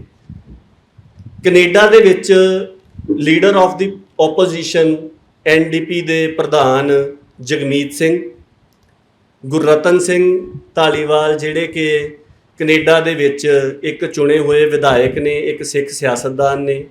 ਕੈਨੇਡਾ ਤੋਂ ਚੱਲਦੇ ਹਫ਼ਤਾਵਾਰੀ ਅਖਬਾਰ ਚੜ੍ਹਦੀ ਕਲਾ ਦੇ ਸੰਪਾਦਕ ਗੁਰਪ੍ਰੀਤ ਸਿੰਘ ਸਹੋਤਾ, ਜਿਹੜਾ ਟਰੈਕਟਰ ਟੂ ਟਵਿੱਟਰ ਮੁਹਿੰਮ ਇੱਕ ਚੱਲੀ ਸੀਗੀ ਖੇਤੀ ਕਿਸਾਨੀ ਸੰਘਰਸ਼ ਦੇ ਦੌਰਾਨ, ਉਹਦੇ ਸੰਚਾਲਕ ਭਵਜੀਤ ਸਿੰਘ, ਕਿਸਾਨੀ ਸੰਘਰਸ਼ ਦੇ ਦੌਰਾਨ ਹੀ ਨਿਰਪੱਖ ਪੱਤਰਕਾਰੀ ਜਾਂ ਆਜ਼ਾਦ ਤੌਰ ਦੇ ਉੱਪਰ ਪੱਤਰਕਾਰੀ ਕਰਨ ਵਾਲੇ ਸੰਦੀਪ ਸਿੰਘ ਪਾਨੀਆਬ ਦਾ ਖਾਤਾ ਜਿਹੜਾ ਆ ਉਹ ਉਹਦੇ ਵਿੱਚ ਸ਼ਾਮਲ ਸੀਗਾ। ਹੋਰ ਬਹੁਤ ਸਾਰੇ ਖਾਤੇ ਉਹਦੇ ਵਿੱਚ ਸ਼ਾਮਲ ਸੀਗੇ। ਔਰ ਇਹ ਗੱਲ ਵੀ ਧਿਆਨ ਦੇ ਵਿੱਚ ਰੱਖੀ ਜਾਵੇ ਕਿ ਇਹ ਸਿਰਫ ਦਸਤਾਵੇਜ਼ ਜਿਹੜਾ ਆ ਉਹਦੇ ਤੋਂ ਇੱਕ ਦਿਨ ਤੇ ਇੱਕ ਮੰਚ ਦੇ ਉੱਪਰ ਜਿਹੜੀਆਂ ਰੋਕਾਂ ਲਗਵਾਈਆਂ ਗਈਆਂ, ਸਿਰਫ ਉਹਨਾਂ ਦੀ ਗਿਣਤੀ 122 ਹੈ, ਜਦ ਕਿ ਰੋਕਾਂ ਉਸ ਤੋਂ ਬਾਅਦ ਦੇ ਵਿੱਚ ਲਗਾਤਾਰ ਚੱਲਦੀਆਂ ਰਹੀਆਂ। ਔਰ ਦੂਸਰੇ ਮੰਚਾਂ ਜਿਵੇਂ ਕਿ ਫੇਸਬੁੱਕ, YouTube, ਇੰਸਟਾਗ੍ਰਾਮ, ਉਹਨਾਂ ਦੇ ਉੱਪਰ ਵੀ ਰੋਕਾਂ ਜਿਹੜੀਆਂ ਨੇ ਉਹ ਲੱਗੀਆਂ ਨੇ। ਸੋ ਜਿਨ੍ਹਾਂ ਪੱਤਰਕਾਰਾਂ ਦੇ ਘਰਾਂ ਦੇ ਉੱਪਰ ਛਾਪੇ ਮਾਰੇ ਗਏ ਉਹਨਾਂ ਦੇ ਵਿੱਚ ਬੀਬੀ ਹਰਸ਼ਰਨ ਕੌਰ, ਜਗਜੀਤ ਸਿੰਘ ਪੰਚੌਲੀ, ਰਤਨਦੀਪ ਸਿੰਘ ਜਿਹੜੇ ਕਿ ਟਾਕ ਵਿਦ ਰਤਨ ਦੇ CEO ਨੇ, ਜਸਵੀਰ ਸਿੰਘ ਮੁਕਤਸਰ। ਗ੍ਰਿਫਤਾਰੀਆਂ ਵੀ ਪੱਤਰਕਾਰਾਂ ਦੀਆਂ ਹੋਈਆਂ ਜਿਨ੍ਹਾਂ ਦੇ ਵਿੱਚ ਹਰਪਾਲ ਸਿੰਘ ਮਖੂ ਜਿਹੜਾ ਹਰੀਕੇ ਮੋਰਚਾ ਚੱਲ ਰਿਹਾ ਸੀਗਾ ਉੱਥੋਂ ਉਹ ਕਵਰੇਜ ਕਰ ਰਹੇ ਸੀ, ਤਾਂ ਉਹਨਾਂ ਨੂੰ ਅਰੈਸਟ ਕਰਕੇ ਉਹਨਾਂ ਦੇ ਉੱਪਰ 307 ਦਾ ਪਰਚਾ ਪਾਇਆ ਗਿਆ। ਇੱਕ ਇਹ ਕਾਫੀ ਸਾਰੀ ਜਾਣਕਾਰੀ ਉਹ ਹੈ ਜਿਹੜੀ ਪੱਤਰਕਾਰਾਂ ਜਾਂ ਵਕੀਲਾਂ ਦੇ ਖਿਲਾਫ ਹੋਈ ਤੇ ਜਿਨ੍ਹਾਂ ਨੇ ਦੱਸ ਦਿੱਤਾ। ਬੜੀ ਵੱਡੀ ਗਿਣਤੀ ਦੇ ਵਿੱਚ ਉਹਨਾਂ ਲੋਕਾਂ ਦੇ ਨਾਂ ਸ਼ੁਮਾਰ ਨੇ। ਜਿਸ ਤਰ੍ਹਾਂ ਜਦੋਂ ਸਾਡੇ ਘਰ ਪੁਲਿਸ ਗਈ ਤਾਂ ਮੈਂ ਉਹਦੀ ਜਾਣਕਾਰੀ ਨਸ਼ਰ ਕੀਤੀ ਤਾਂ ਮੈਨੂੰ ਕੁਲਦੀਪ ਸਿੰਘ ਝੰਡਾ ਕਲਾ, ਅਮਰਦੀਪ ਸਿੰਘ ਲੁਧਿਆਣਾ ਨੇ ਮੈਸੇਜ ਕਰਕੇ ਕਿਹਾ, ਉਹ ਕਹਿੰਦੇ ਜੀ ਸਾਡੇ ਨਾਲ ਵੀ ਇਸੇ ਤਰ੍ਹਾਂ ਹੀ ਵਾਪਰਿਆ ਵੀ 5:15 ਵਜੇ ਪੁਲਿਸ ਆਈ, ਆ ਕੇ ਉਹ ਲੈ ਗਏ ਤੇ ਸਾਰੀ ਦਿਹਾੜੀ ਬਿਠਾਈ ਰੱਖਿਆ, ਫੋਨ ਲੈ ਲਿਆ, ਉਹਦਾ ਡਾਟਾ ਸਾਰਾ ਕਾਪੀ ਕਰ ਲਿਆ ਤੇ ਉਸ ਤੋਂ ਬਾਅਦ ਦੇ ਵਿੱਚ ਸ਼ਾਮ ਨੂੰ ਖੱਜਲ ਖੁਆਰ ਕਰਾ ਕੇ ਲਿਖਤੀ ਅੰਡਰਟੇਕਿੰਗ ਲੈ ਕੇ ਜਿਹੜਾ ਆ ਉਹ ਛੱਡਿਆ ਗਿਆ। ਹੋਰ ਵੀ ਪਿਛਲੇ ਸਮੇਂ ਦੇ ਦੌਰਾਨ ਕਾਫੀ ਸਾਰੇ ਜੀਆਂ ਨੂੰ ਮਿਲੇ ਜਿਨ੍ਹਾਂ ਨੇ ਦੱਸਿਆ ਕਿ ਫਲਾਨਿਆਂ ਦੇ ਮੁੰਡੇ ਦੇ ਨਾਲ ਇਸ ਤਰ੍ਹਾਂ ਹੋਇਆ, ਫਲਾਨਿਆਂ ਦੀ ਕੁੜੀ ਦੇ ਨਾਲ। ਔਰ ਇਹ ਬਿਲਕੁਲ ਆਮ ਲੋਕ ਨੇ, ਕੋਈ ਪੱਤਰਕਾਰ ਨਹੀਂ ਹਨ ਜਿਹੜੇ ਕਿ ਬਿਜਲ ਸੱਥ ਦੇ ਉੱਪਰ ਜਾਣਕਾਰੀ ਪਾ ਰਹੇ ਸੀਗੇ। ਔਰ ਉਹਨਾਂ ਨੂੰ ਜਾਣਕਾਰੀ ਪਾਉਣ ਤੋਂ ਬਾਅਦ ਉਹਨਾਂ ਨੂੰ ਪੁਲਿਸ ਦੇ ਵੱਲੋਂ ਇਸ ਤਰ੍ਹਾਂ ਸੱਦਿਆ ਗਿਆ ਔਰ ਇਸ ਤਰੀਕੇ ਦਾ ਸਾਰਾ ਹਮਲਾ ਜਿਹੜਾ ਆ ਉਹ ਕੀਤਾ ਗਿਆ। ਹੁਣ ਇਹ ਵਾਪਰਿਆ ਕਿਵੇਂ ਹੈ? ਇਹ ਗੱਲ ਜਿਹੜੀ ਆ ਇਹ ਦੇਖਣੀ ਬਹੁਤ ਜ਼ਿਆਦਾ ਜ਼ਰੂਰੀ ਹੈ, ਕਿਉਂਕਿ ਇੱਕ ਤਾਂ ਇਹ ਸਾਰੀ ਜਿੰਨੀ ਜਾਣਕਾਰੀ ਇਕੱਤਰ ਹੋਈ ਹੈ ਇਹ ਬਿਨਾਂ ਕਿਸੇ ਤੰਤਰ ਤੋਂ ਇੱਕਦਮ ਇਕੱਤਰ ਕਰਨੀ ਸੰਭਵ ਨਹੀਂ ਹੈਗੀ। ਬੇਸ਼ੱਕ ਸਾਰਾ ਕੁਝ ਪਬਲਿਕ ਡੋਮੇਨ ਦੇ ਵਿੱਚ ਹੀ ਪਿਆ ਹੋਇਆ ਹੈ, ਪਰ ਆਪਾਂ ਵੀ ਕਿਸੇ ਵੱਲੋਂ ਪਾਈ ਪੋਸਟ ਲੱਭਣੀ ਹੋਵੇ ਤੇ ਆਪਾਂ ਦੇਖਦੇ ਵੀ 10-15 ਮਿੰਟ ਦਾ ਸਮਾਂ ਜਿਹੜਾ ਆ ਉਹ ਆਸਾਨੀ ਦੇ ਨਾਲ ਲੱਗ ਜਾਂਦਾ ਹੈ ਤੇ ਤਾਂ ਜਾ ਕੇ ਗੱਲਬਾਤ ਜਿਹੜੀ ਕਿਸੇ ਵੱਲੋਂ ਪਾਈ ਹੋਈ ਹੈ ਉਹ ਲੱਭਦੀ ਹੈ। ਸੋ ਇੰਨੀ ਜਾਣਕਾਰੀ ਕਿਵੇਂ ਸਹੀ ਸਮੇਂ ਦੇ ਵਿੱਚ ਖੰਗਾਲੀ ਜਾ ਰਹੀ ਸੀਗੀ, ਉਹਦੀ ਸ਼ਨਾਖਤ ਕੀਤੀ ਜਾ ਰਹੀ ਸੀਗੀ, ਉਹਦੀਆਂ ਸੂਚੀਆਂ ਬਣ ਰਹੀਆਂ ਸੀਗੀਆਂ, ਸੈਂਟਰ ਦੀ ਵਜ਼ਾਰਤ ਦੇ ਕੋਲ ਉਹਦੇ ਡੋਜ਼ੀਅਰ ਬਣ ਰਹੇ ਸੀਗੇ, ਪੁਲਿਸ ਤੱਕ ਉਹ ਜਾਣਕਾਰੀ ਕਿਵੇਂ ਆ ਰਹੀ ਸੀ, ਪੁਲਿਸ ਨੂੰ ਇਸ ਗੱਲ ਦਾ ਕਿਵੇਂ ਪਤਾ ਲੱਗ ਰਿਹਾ ਸੀ ਕਿ ਫਲਾਣੇ ਪਿੰਡ ਵਿੱਚ ਬੈਠੇ ਵਿਅਕਤੀ ਨੇ ਆਹ ਪੋਸਟ ਪਾਈ ਹੈ ਔਰ ਉਹਨੂੰ ਇਸ ਕਰਕੇ ਆਪਾਂ ਉਹਨੂੰ ਬੁਲਾਉਣਾ ਆ। ਸੋ ਇਹਦੇ ਵਾਸਤੇ ਇੱਕ ਤਜਵੀਜ਼ ਆਈ ਸੀਗੀ ਸਾਲ 2018 ਦੇ ਵਿੱਚ, ਇਹ ਸੈਂਟਰਲ ਗਵਰਨਮੈਂਟ ਦੇ ਵੱਲੋਂ ਆਈ ਸੀਗੀ, ਸੋਮੀਕੈ ਤੰਤਰ, ਸੋਸ਼ਲ ਮੀਡੀਆ ਕਮਿਊਨੀਕੇਸ਼ਨ ਹੱਬ। ਸੋ ਇਹ ਬਹੁਤ ਇੱਕ ਵਿਵਾਦਤ ਪ੍ਰਪੋਜ਼ਲ ਸੀਗਾ, ਜਿਸ ਪ੍ਰਪੋਜ਼ਲ ਨੂੰ ਬਾਅਦ ਦੇ ਵਿੱਚ ਸੁਪਰੀਮ ਕੋਰਟ ਦੇ ਵਿੱਚ ਮਾਮਲਾ ਚਲੇ ਜਾਣ ਤੋਂ ਬਾਅਦ ਸਰਕਾਰ ਨੇ ਪ੍ਰਤੱਖ ਰੂਪ ਦੇ ਵਿੱਚ ਇਹ ਗੱਲ ਕਹਿ ਦਿੱਤੀ ਸੀ ਕਿ ਅਸੀਂ ਇਸ ਤਜਵੀਜ਼ ਨੂੰ ਵਾਪਸ ਲੈਂਦੇ ਹਾਂ। ਹੁਣ ਉਹਦੇ ਵਿੱਚ ਕੀ ਕੁਝ ਹੋਣਾ ਸੀਗਾ। ਪਹਿਲੀ ਗੱਲ ਤਾਂ ਇਹ ਹੋਣੀ ਸੀਗੀ ਕਿ ਸਾਰੀਆਂ ਵੈਬਸਾਈਟਾਂ, ਬਲੌਗਾਂ, ਵਿਜੀਲੈਂਸ ਹੱਥ ਦੇ ਉੱਪਰ ਪੈਣ ਵਾਲੀ ਜਿਹੜੀ ਜਾਣਕਾਰੀ ਹੈ ਉਹਦੇ ਆਧਾਰ ਦੇ ਉੱਪਰ ਵਰਤੋਂਕਾਰਾਂ ਦੀ 360 ਡਿਗਰੀ ਪ੍ਰੋਫਾਈਲਿੰਗ ਹੋਣੀ ਸੀ ਕਿ ਸਰਬ ਪੱਖੀ ਇੱਕ ਖਾਕਾ ਤਿਆਰ ਕੀਤਾ ਜਾਊਗਾ ਕਿ ਜੇਕਰ ਪਰਮਜੀਤ ਸਿੰਘ ਜਾਂ ਹਰਮੀਤ ਸਿੰਘ ਫਤਿਹ ਕਿਹੜੇ ਪਲੇਟਫਾਰਮ ਦੇ ਉੱਪਰ ਐਕਟਿਵ ਹੈ, ਉਹ ਕਿਸ ਤਰ੍ਹਾਂ ਦੀ ਜਾਣਕਾਰੀ ਨੂੰ ਪਸੰਦ ਕਰਦਾ ਹੈ, ਕਿਸ ਤਰ੍ਹਾਂ ਦੀ ਜਾਣਕਾਰੀ ਅੱਗੇ ਸਾਂਝੀ ਕਰਦਾ ਹੈ, ਆਪਣੇ ਵੱਲੋਂ ਵਿਚਾਰ ਜਿਹੜੇ ਨੇ ਉਹ ਕਿਸ ਤਰ੍ਹਾਂ ਦੇ ਦਿੰਦਾ ਹੈ, ਇਹਦੀ ਸਰਬ ਪੱਖੀ ਜਾਣਕਾਰੀ ਇਕੱਠੀ ਕੀਤੀ ਜਾਊਗੀ। ਕਿਹੜੇ ਮੰਚਾਂ ਦੇ ਉੱਪਰ ਪੈਣ ਵਾਲੀ ਜਾਣਕਾਰੀ ਜਿਹੜੀ ਆ ਉਹ ਖੰਗਾਲੀ ਜਾਣੀ ਸੀ। Facebook, Twitter, YouTube, Google plus, Instagram, LinkedIn, Flickr, Tumblr, Pinterest, play store, email, news ਵੈਬਸਾਈਟਾਂ, ਬਲੌਗ, ਫੋਰਮ ਅਤੇ ਕੰਪਲੇਂਟ ਵੈਬਸਾਈਟਾਂ, ਇਹਨਾਂ ਸਾਰਿਆਂ ਦੇ ਉੱਪਰ ਜਿਹੜੀ ਪੈਣ ਵਾਲੀ ਜਾਣਕਾਰੀ ਹੈ, ਇੱਥੋਂ ਤੱਕ ਕਿ ਇਹਦੇ ਵਿੱਚ ਈਮੇਲ ਕਿਹਾ। ਹੁਣ ਆਪਾਂ ਨੂੰ ਪਤਾ ਕਿ ਈਮੇਲ ਬਿਲਕੁਲ ਇੱਕ ਪਰਸਨਲ ਕਮਿਊਨੀਕੇਸ਼ਨ ਹੈ, ਉਹ ਕਦੀ ਵੀ ਜਨਤਕ ਡੋਮੇਨ ਦੇ ਵਿੱਚ ਉਸ ਤਰੀਕੇ ਦੇ ਨਾਲ ਨਹੀਂ ਹੁੰਦੀ, ਪਰ ਉਹ ਵੀ ਵਿੱਚ ਇਹਦੇ ਵਿੱਚ ਸ਼ਾਮਲ ਕੀਤੀ ਗਈ ਸੀ ਕਿ ਇਹਨਾਂ ਸਾਰਿਆਂ ਤੋਂ ਜਾਣਕਾਰੀ ਇਕੱਠੀ ਕੀਤੀ ਜਾਊਗੀ। ਇੱਕ ਦਿਨ ਦੇ ਵਿੱਚ 6 ਰਿਪੋਰਟਾਂ ਜਿਹੜੀਆਂ ਨੇ ਉਹ ਆਟੋਮੈਟਿਕਲੀ ਜਨਰੇਟ ਹੋਣਗੀਆਂ ਔਰ ਉਹਨਾਂ ਰਿਪੋਰਟਾਂ ਦੇ ਆਧਾਰ ਦੇ ਉੱਪਰ ਜਿਹੜਾ ਹੈਗਾ ਉਹ ਇਹ ਗੱਲ ਦੀ ਸ਼ਨਾਖਤ ਕੀਤੀ ਜਾਊਗੀ ਕਿ ਕਿਹੜੀ ਜਾਣਕਾਰੀ ਜਿਹੜੀ ਹੈ ਉਹ ਸਰਕਾਰ ਦੇ ਪੱਖ ਤੋਂ ਪੱਖ ਵਿੱਚ ਪੈ ਰਹੀ ਹੈ, ਕਿਹੜੀ ਜਾਣਕਾਰੀ ਸਰਕਾਰ ਦੇ ਵਿਰੋਧ ਦੇ ਵਿੱਚ ਪੈ ਰਹੀ ਹੈ, ਕਿਹੜੀ ਜਾਣਕਾਰੀ ਜਿਹੜੀ ਹੈ ਉਹ ਨਿਊਟਰਲ ਪੈ ਰਹੀ ਹੈ। ਤੇ ਇਹਦੇ ਵਾਸਤੇ ਇੱਕ ਜਿਹੜੀ ਗੱਲ ਹੈ ਕਿ ਅੰਤਲੇ ਸਿਰੇ ਤੱਕ ਨਿਗਾਹ ਰੱਖਣ ਦੀ ਸਹੂਲਤ ਜਿਹੜੀ ਆ ਸੀਮਲੈਸ ਵਿਜੀਲੈਂਸ ਦਾ ਉਹਦੇ ਵਿੱਚ ਇੱਕ ਲਿਖਿਆ ਗਿਆ ਸੀਗਾ ਕਿ ਸੀਮਲੈਸ ਵਿਜੀਲੈਂਸ ਹੋਊਗੀ ਇਸ ਸਿਸਟਮ ਦੇ ਰਾਹੀਂ। ਸਾਰੀ ਜਿਹੜੀ ਜਾਣਕਾਰੀ ਇਕੱਠੀ ਕੀਤੀ ਜਾਊਗੀ, ਉਹਦੇ ਤੋਂ ਇਹ ਦੇਖਿਆ ਜਾਊਗਾ ਕਿ ਕਿਸੇ ਵੀ ਚੱਲ ਰਹੇ ਘਟਨਾਕ੍ਰਮ ਦੇ ਬਾਰੇ ਦੇ ਵਿੱਚ, ਜਿਹੜੀ ਕੋਈ ਘਟਨਾਕ੍ਰਮ ਵਾਪਰ ਰਿਹਾ ਆ ਉਹਦੇ ਬਾਰੇ ਦੇ ਵਿੱਚ ਲੋਕਾਂ ਦਾ ਕੀ ਪ੍ਰਤੀਕਰਮ ਆ ਰਿਹਾ, ਇਹਦੇ ਤੇ ਫੌਰੀ ਬਾਜ਼ ਅੱਖ ਰੱਖੀ ਜਾਊਗੀ। ਜਿਹੜੀ ਅੰਗਰੇਜ਼ੀ ਦਾ ਸ਼ਬਦ ਉਹਦੇ 'ਚ ਲਿਖਿਆ ਹੋਇਆ ਹੈ real time insight metrics data. So ਇਸ ਤਰ੍ਹਾਂ ਦਾ ਇੱਕ ਪ੍ਰਬੰਧ ਬਣਾਇਆ ਜਾਊਗਾ ਕਿ ਬਿਲਕੁਲ ਮੌਕੇ ਦੇ ਉੱਪਰ ਪਤਾ ਲੱਗ ਸਕੇ ਕਿ ਲੋਕ ਇਸ ਗੱਲ ਦੇ ਬਾਰੇ 'ਚ ਕਿਸ ਤਰ੍ਹਾਂ ਦੇ ਪ੍ਰਤੀਕਰਮ ਦੇ ਰਹੇ ਆ। ਜਿਹੜੀਆਂ ਬੋਲੀਆਂ ਦੇ ਵਿੱਚ ਪੈਣ ਵਾਲੀ ਜਾਣਕਾਰੀ ਜਿਹੜੀ ਹੈ ਇਸ ਤੰਤਰ ਦੇ ਰਾਹੀਂ ਖੰਗਾਲੀ ਜਾਣੀ ਸੀ, ਅੰਗਰੇਜ਼ੀ, ਹਿੰਦੀ, ਉਰਦੂ, ਤੇਲਗੂ, ਮਲਿਆਲਮ, ਕੰਨੜ, ਬੰਗਾਲੀ, ਪੰਜਾਬੀ, ਤਾਮਿਲ, ਚੀਨੀ, ਜਰਮਨ, ਫਰਾਂਸੀਸੀ ਤੇ ਅਰਬੀ ਭਾਸ਼ਾਵਾਂ ਦੇ ਵਿੱਚ ਪੈਣ ਵਾਲੀ ਜਾਣਕਾਰੀ। ਇਸ ਤੋਂ ਇਲਾਵਾ ਇਹਦਾ ਇੱਕ ਜਿਹੜਾ ਮਨੋਰਥ ਮਿੱਥਿਆ ਗਿਆ ਸੀਗਾ ਕਿ ਸੋਸ਼ਲ ਮੀਡੀਆ ਸੈਂਟੀਮੈਂਟ, ਲੋਕਾਂ ਦਾ ਮਿਜਾਜ ਕੀ ਹੈ, ਇਸ ਗੱਲ ਨੂੰ ਭਾਂਪਿਆ ਜਾਊਗਾ ਔਰ ਉਹਨੂੰ ਭਾਂਪਣ ਤੋਂ ਬਾਅਦ ਹਰ ਰੋਜ਼ 6 ਲੇਖੇ ਜਿੱਦਾਂ ਆਪਾਂ ਕਿਹਾ ਕਿ ਉਹ ਤਿਆਰ ਹੋਣਗੇ। 3 ਸ਼੍ਰੇਣੀਆਂ ਦੇ ਵਿੱਚ ਜਾਣਕਾਰੀ ਦੀ ਵੰਡ ਕੀਤੀ ਜਾਊਗੀ, ਕਿਹੜੀ ਹਾਂ ਪੱਖੀ ਹੈ, ਕਿਹੜੀ ਨਾ ਪੱਖੀ ਹੈ ਤੇ ਕਿਹੜੀ ਬੇਲਾਗ ਹੈ।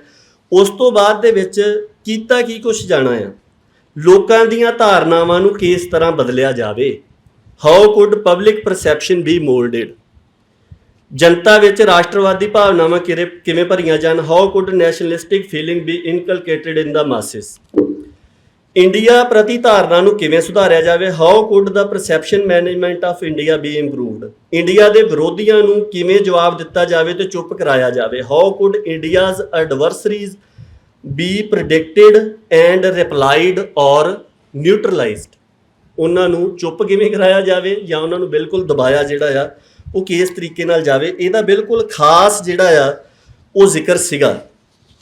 ਸੋ ਇਹਦੇ ਨਾਲ ਹੀ ਜੁੜਵਾਂ ਇੱਕ ਹੋਰ ਨੈਟਵਰਕ ਹੈ ਜਿਹਨੂੰ ਕਿਹਾ ਜਾਂਦਾ I4C, I ਤੇ 4C, Indian cyber crime coordination centre. ਇਹਦੀ ਤਜਵੀਜ਼ ਵੀ ਜਿਹੜੀ ਹੈ ਉਹ ਸਾਲ 2018 ਦੇ ਵਿੱਚ ਹੀ ਆਈ ਸੀ ਔਰ ਇਹਦੇ ਤਹਿਤ ਇਹ ਸੀਗਾ ਕਿ ਬਿਜਾਲੀ ਮੁਖਬਰ ਤੰਤਰ ਜਿਹੜਾ ਆ ਉਹ ਖੜਾ ਕੀਤਾ ਜਾਊਗਾ।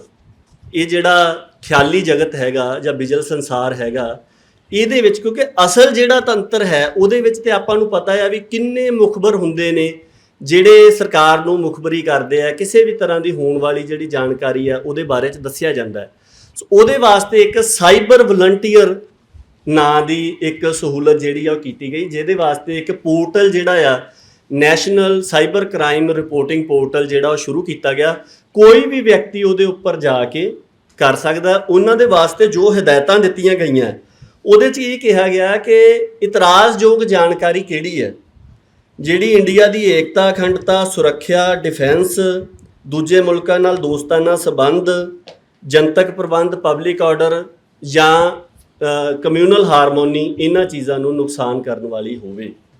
ਪਰ ਇਹ ਕੀ ਨੇ? ਇੰਡੀਆ ਦੀ ਏਕਤਾ, ਅਖੰਡਤਾ ਕੀ ਹੈ, ਸੁਰੱਖਿਆ, ਬਚਾਅ, ਦੂਜੇ ਮੁਲਕਾਂ ਨਾਲ ਦੋਸਤਾਨਾ ਸੰਬੰਧ, ਜਨਤਕ ਪ੍ਰਬੰਧ ਤੇ ਕਮਿਊਨਲ ਹਾਰਮੋਨੀ ਕੀ ਹੈ, ਇਸ ਗੱਲ ਨੂੰ ਕਿਤੇ ਵੀ ਪ੍ਰਭਾਸ਼ਿਤ ਜਿਹੜਾ ਆ ਉਸ ਤੰਤਰ ਦੇ ਤਹਿਤ ਨਹੀਂ ਕੀਤਾ ਗਿਆ। ਔਰ ਇਹ ਕਿਸ ਤਰੀਕੇ ਦੇ ਨਾਲ ਕੰਮ ਕਰਦਾ ਹੈ? ਜਦੋਂ ਤੁਸੀਂ ਕੋਈ ਵੀ ਜਾਣਕਾਰੀ ਪਾ ਰਹੇ ਹੋ, ਤੁਸੀਂ ਇੱਕ ਪੋਸਟ ਪਾਈ ਹੈ, ਉਹਦੇ ਉੱਪਰ ਜਿਹੜੇ ਬੰਦੇ ਸਾਈਬਰ ਮੁਖਬਰ ਹਨ ਉਹਨਾਂ ਨੇ ਦੇਖਿਆ, ਉਹਨੂੰ ਲੱਗਦਾ ਕਿ ਇਹ ਜਾਣਕਾਰੀ ਜਿਹੜੀ ਹੈ ਇਹ ਠੀਕ ਨਹੀਂ ਹੈਗੀ, ਤਾਂ ਉਹ ਉਸੇ ਵੇਲੇ ਹੀ ਥੱਲੇ ਕਮੈਂਟਾਂ ਦੇ ਵਿੱਚ ਜਾਂ ਜੇ ਉਹ ਟਵਿੱਟਰ ਆ ਤੇ ਟਵੀਟ ਦੇ ਵਿੱਚ ਮੈਂਸ਼ਨ ਕਰਕੇ ਜਾਂ ਤੁਹਾਡੀ ਟਵੀਟ ਨੂੰ ਕੋਟ ਟਵੀਟ ਕਰਕੇ ਉਹ ministry of information and technology, E security, cyber law group, national crime reporting portal ਜਿਹੜਾ ਹੈਗਾ ਆ, ਸੋ ਇਹਨਾਂ ਸਾਰਿਆਂ ਨੂੰ ਮਿਨਿਸਟਰੀ ਆਫ ਹੋਮ ਅਫੇਅਰਸ ਇਹਨਾਂ ਨੂੰ ਟੈਗ ਕਰਕੇ ਕਹਿੰਦੇ ਆ ਕਿ ਇਹ ਵਾਲੀ ਜਿਹੜੀ ਜਾਣਕਾਰੀ ਹੈ ਇਹ ਠੀਕ ਨਹੀਂ ਹੈਗੀ, ਇਹ ਹਟਾਈ ਜਾਣੀ ਚਾਹੀਦੀ ਹੈ। ਮੈਂ ਆਪਣੀ ਇੱਕ ਮਿਸਾਲ ਤੁਹਾਡੇ ਨਾਲ ਸਾਂਝੀ ਕਰਦਾ। ਜਦੋਂ ਰੋਕਾਂ ਲੱਗੀਆਂ ਸਾਰੀਆਂ ਇਹ ਟਵਿੱਟਰ ਦੇ ਉੱਪਰ, ਮੈਂ ਆਪਣਾ ਟਵਿੱਟਰ ਖਾਤਾ ਦੇਖਿਆ ਤਾਂ ਟਵਿੱਟਰ ਦੀ ਇਹ ਖਾਸੀਅਤ ਹੈ ਕਿ ਜਿਹੜੀ ਜਾਣਕਾਰੀ ਰੋਕੀ ਜਾਂਦੀ ਹੈ ਉਹ ਲੁਕਾਉਂਦੇ ਨਹੀਂ ਹੈ ਕਿ ਅਸੀਂ ਜਾਣਕਾਰੀ ਰੋਕ ਰਹੇ ਹਾਂ। ਫੇਸਬੁੱਕ ਜਾਂ YouTube ਵਾਂਗੂ ਨਹੀਂ ਹੈਗੇ। ਉਹਦੇ ਉੱਪਰ ਆਊਗਾ ਕਿ ਜੇ ਮੰਨ ਲਓ ਕਿ ਹਰਮੀਤ ਸਿੰਘ ਹੋਣਾ ਦੀ ਪਾਈ ਜਾਣਕਾਰੀ ਰੋਕੀ, ਤੇ ਇਹ ਆਊਗਾ ਕਿ ਹਰਮੀਤ ਸਿੰਘ ਹੋਣਾ ਨੇ ਕੁਝ ਪਾਇਆ ਆ, ਪਰ ਕਿਉਂਕਿ ਉਹਨਾਂ ਦਾ ਖਾਤਾ ਇੰਡੀਆ 'ਚ ਰੋਕਿਆ ਗਿਆ, ਇਸ ਕਰਕੇ ਤੁਸੀਂ ਦੇਖ ਨਹੀਂ ਸਕਦੇ ਕਿ ਇਹਨਾਂ ਨੇ ਕੀ ਪਾਇਆ ਆ। ਇਹ ਚੀਜ਼ ਲਿਖ ਕੇ ਉਹ ਸੁਨੇਹਾ ਦਿਖਾ ਦਿੰਦੇ ਆ। ਤੇ ਮੈਂ ਜਦੋਂ ਆਪਣਾ ਖੋਲ੍ਹਿਆ, ਜਿਹੜੀ ਟਵਿੱਟਰ ਦੀ ਟਾਈਮਲਾਈਨ ਮੈਨੂੰ ਦਿਸ ਰਹੀ ਸੀਗੀ ਫੀਡ, ਉਹਦੇ ਵਿੱਚ ਜਿੰਨੀ ਵੀ ਜਾਣਕਾਰੀ ਆ ਰਹੀ ਸੀ, ਮੇਰੇ ਖਿਆਲ 7 ਜਾਂ 8 ਜਾਣਕਾਰੀਆਂ ਸੀਗੀਆਂ, ਉਹਨਾਂ ਸਾਰੀਆਂ ਦੇ ਉੱਪਰ ਹੀ ਇਹ ਸੁਨੇਹਾ ਆ ਰਿਹਾ ਸੀ ਔਰ ਸਾਰੀਆਂ ਜਾਣਕਾਰੀਆਂ ਵੱਖਰੇ ਵੱਖਰੇ ਵਿਅਕਤੀਆਂ ਦੇ ਵੱਲੋਂ ਪਾਈਆਂ ਗਈਆਂ ਸੀਗੀਆਂ। ਤੇ ਮੈਂ ਉਹਦਾ ਇੱਕ ਸਕਰੀਨਸ਼ਾਟ ਲਿਆ, ਉਹ ਲੈ ਕੇ ਟਵਿੱਟਰ ਦੇ ਉੱਪਰ ਇਹ ਗੱਲ ਲਿਖ ਕੇ ਪਾਈ ਕਿ ਦੁਨੀਆ ਦੇ ਸਭ ਤੋਂ ਵੱਡੇ ਲੋਕਤੰਤਰ ਦੇ ਵਿੱਚ ਵਿਚਾਰਾਂ ਦੀ ਆਜ਼ਾਦੀ ਦੀ ਸਥਿਤੀ ਕੀ ਹੈਗੀ ਹੈ, ਇਹ ਮੇਰੀ ਟਵਿੱਟਰ ਟਾਈਮਲਾਈਨ ਦੇ ਇਸ ਸਕਰੀਨਸ਼ਾਟ ਤੋਂ ਪ੍ਰਤੱਖ ਨਜ਼ਰ ਆ ਜਾਂਦਾ ਕਿ ਉਹਦੀ ਸਥਿਤੀ ਕੀ ਹੈਗੀ ਹੈ। ਉਹਦੇ ਥੱਲੇ ਘੱਟੋ ਘੱਟ 40-50 ਬੰਦਿਆਂ ਨੇ ਉਹਦੇ ਵਿੱਚ ਮਿਨਿਸਟਰੀ ਆਫ ਹੋਮ ਅਫੇਅਰਸ ਤੇ ਮਾਈਟੀ ਨੂੰ ਟੈਗ ਕੀਤਾ ਕਿ ਇਹ ਜਾਣਕਾਰੀ ਜਿਹੜੀ ਆ ਉਹ ਹਟਾਈ ਜਾਣੀ ਚਾਹੀਦੀ ਹੈ। ਹੁਣ ਇਹਨਾਂ ਏਕਤਾ, ਅਖੰਡਤਾ, ਸੁਰੱਖਿਆ, ਦੂਜੇ ਮੁਲਕਾਂ ਨਾਲ ਦੋਸਤਾਨਾ ਸੰਬੰਧ, ਫਿਰਕੂ ਸਦਭਾਵਨਾ ਤੇ ਪਬਲਿਕ ਆਰਡਰ ਕਿਹੜੇ ਦੇ ਵਿੱਚ ਮਤਲਬ ਆਪਾਂ ਮੰਨੀਏ ਕਿ ਸੀ, ਔਰ ਉਸ ਤੋਂ ਅਗਲੇ ਦਿਨ ਮੇਰਾ ਖਾਤਾ ਜਿਹੜਾ ਆ ਉਹ ਬੰਦ ਕਰ ਦਿੱਤਾ ਗਿਆ। ਸੋ ਇੱਕ ਗੱਲ ਇਹਦੇ ਵਿੱਚ ਖਾਸ ਸੀਗੀ, ਸਮੇਂ ਦੀ ਸੀਮਤਾਈ ਆ। ਮੈਂ ਕੋਸ਼ਿਸ਼ ਕਰਦਾ ਕਿ 5 ਮਿੰਟ ਦੇ ਵਿੱਚ, ਠੀਕ ਹੈ, 5 ਮਿੰਟ ਦੇ ਵਿੱਚ ਸਮਾਪਤੀ ਜਿਹੜੀ ਆ ਉਹ ਕੀਤੀ ਜਾਵੇ। ਤੇ ਉਹਦੇ ਵਿੱਚ ਇੱਕ ਖਾਸ ਗੱਲ ਇਹ ਸੀਗੀ ਕਿ ਜਿਹੜਾ ਇਹ ਨੈਟਵਰਕ ਬਣੂਗਾ I4C ਵਾਲਾ, ਉਹਦੇ ਵਿੱਚ ਜਿਹੜੇ ਥਾਣੇ ਨੇ ਉਹਨਾਂ ਨੂੰ ਸਿੱਧਾ ਇਸ ਨੈਟਵਰਕ ਦੇ ਨਾਲ ਜੋੜਿਆ ਜਾਊਗਾ ਔਰ ਜਦੋਂ ਕੋਈ ਵੀ ਜਾਣਕਾਰੀ ਪੈ ਰਹੀ ਹੈ ਉਹਨੂੰ ਖੰਗਾਲਿਆ ਜਾ ਰਿਹਾ ਆ। ਉਸ ਤੋਂ ਬਾਅਦ ਅਗਲੇ ਲੈਵਲ ਤੇ ਅਗਲੇ ਲੈਵਲ ਤੇ ਫੈਸਲਾ ਲਿਆ ਜਾ ਰਿਹਾ ਕਿ ਇਹ ਜਾਣਕਾਰੀ ਰੋਕੀ ਜਾਣੀ ਹੈ, ਤਾਂ ਫਿਰ ਉਹਦੀ ਜਾਣਕਾਰੀ ਜਿਹੜੀ ਆ ਉਹ ਥਾਣਿਆਂ ਨੂੰ ਸਿੱਧੀ ਦਿੱਤੀ ਜਾਊਗੀ।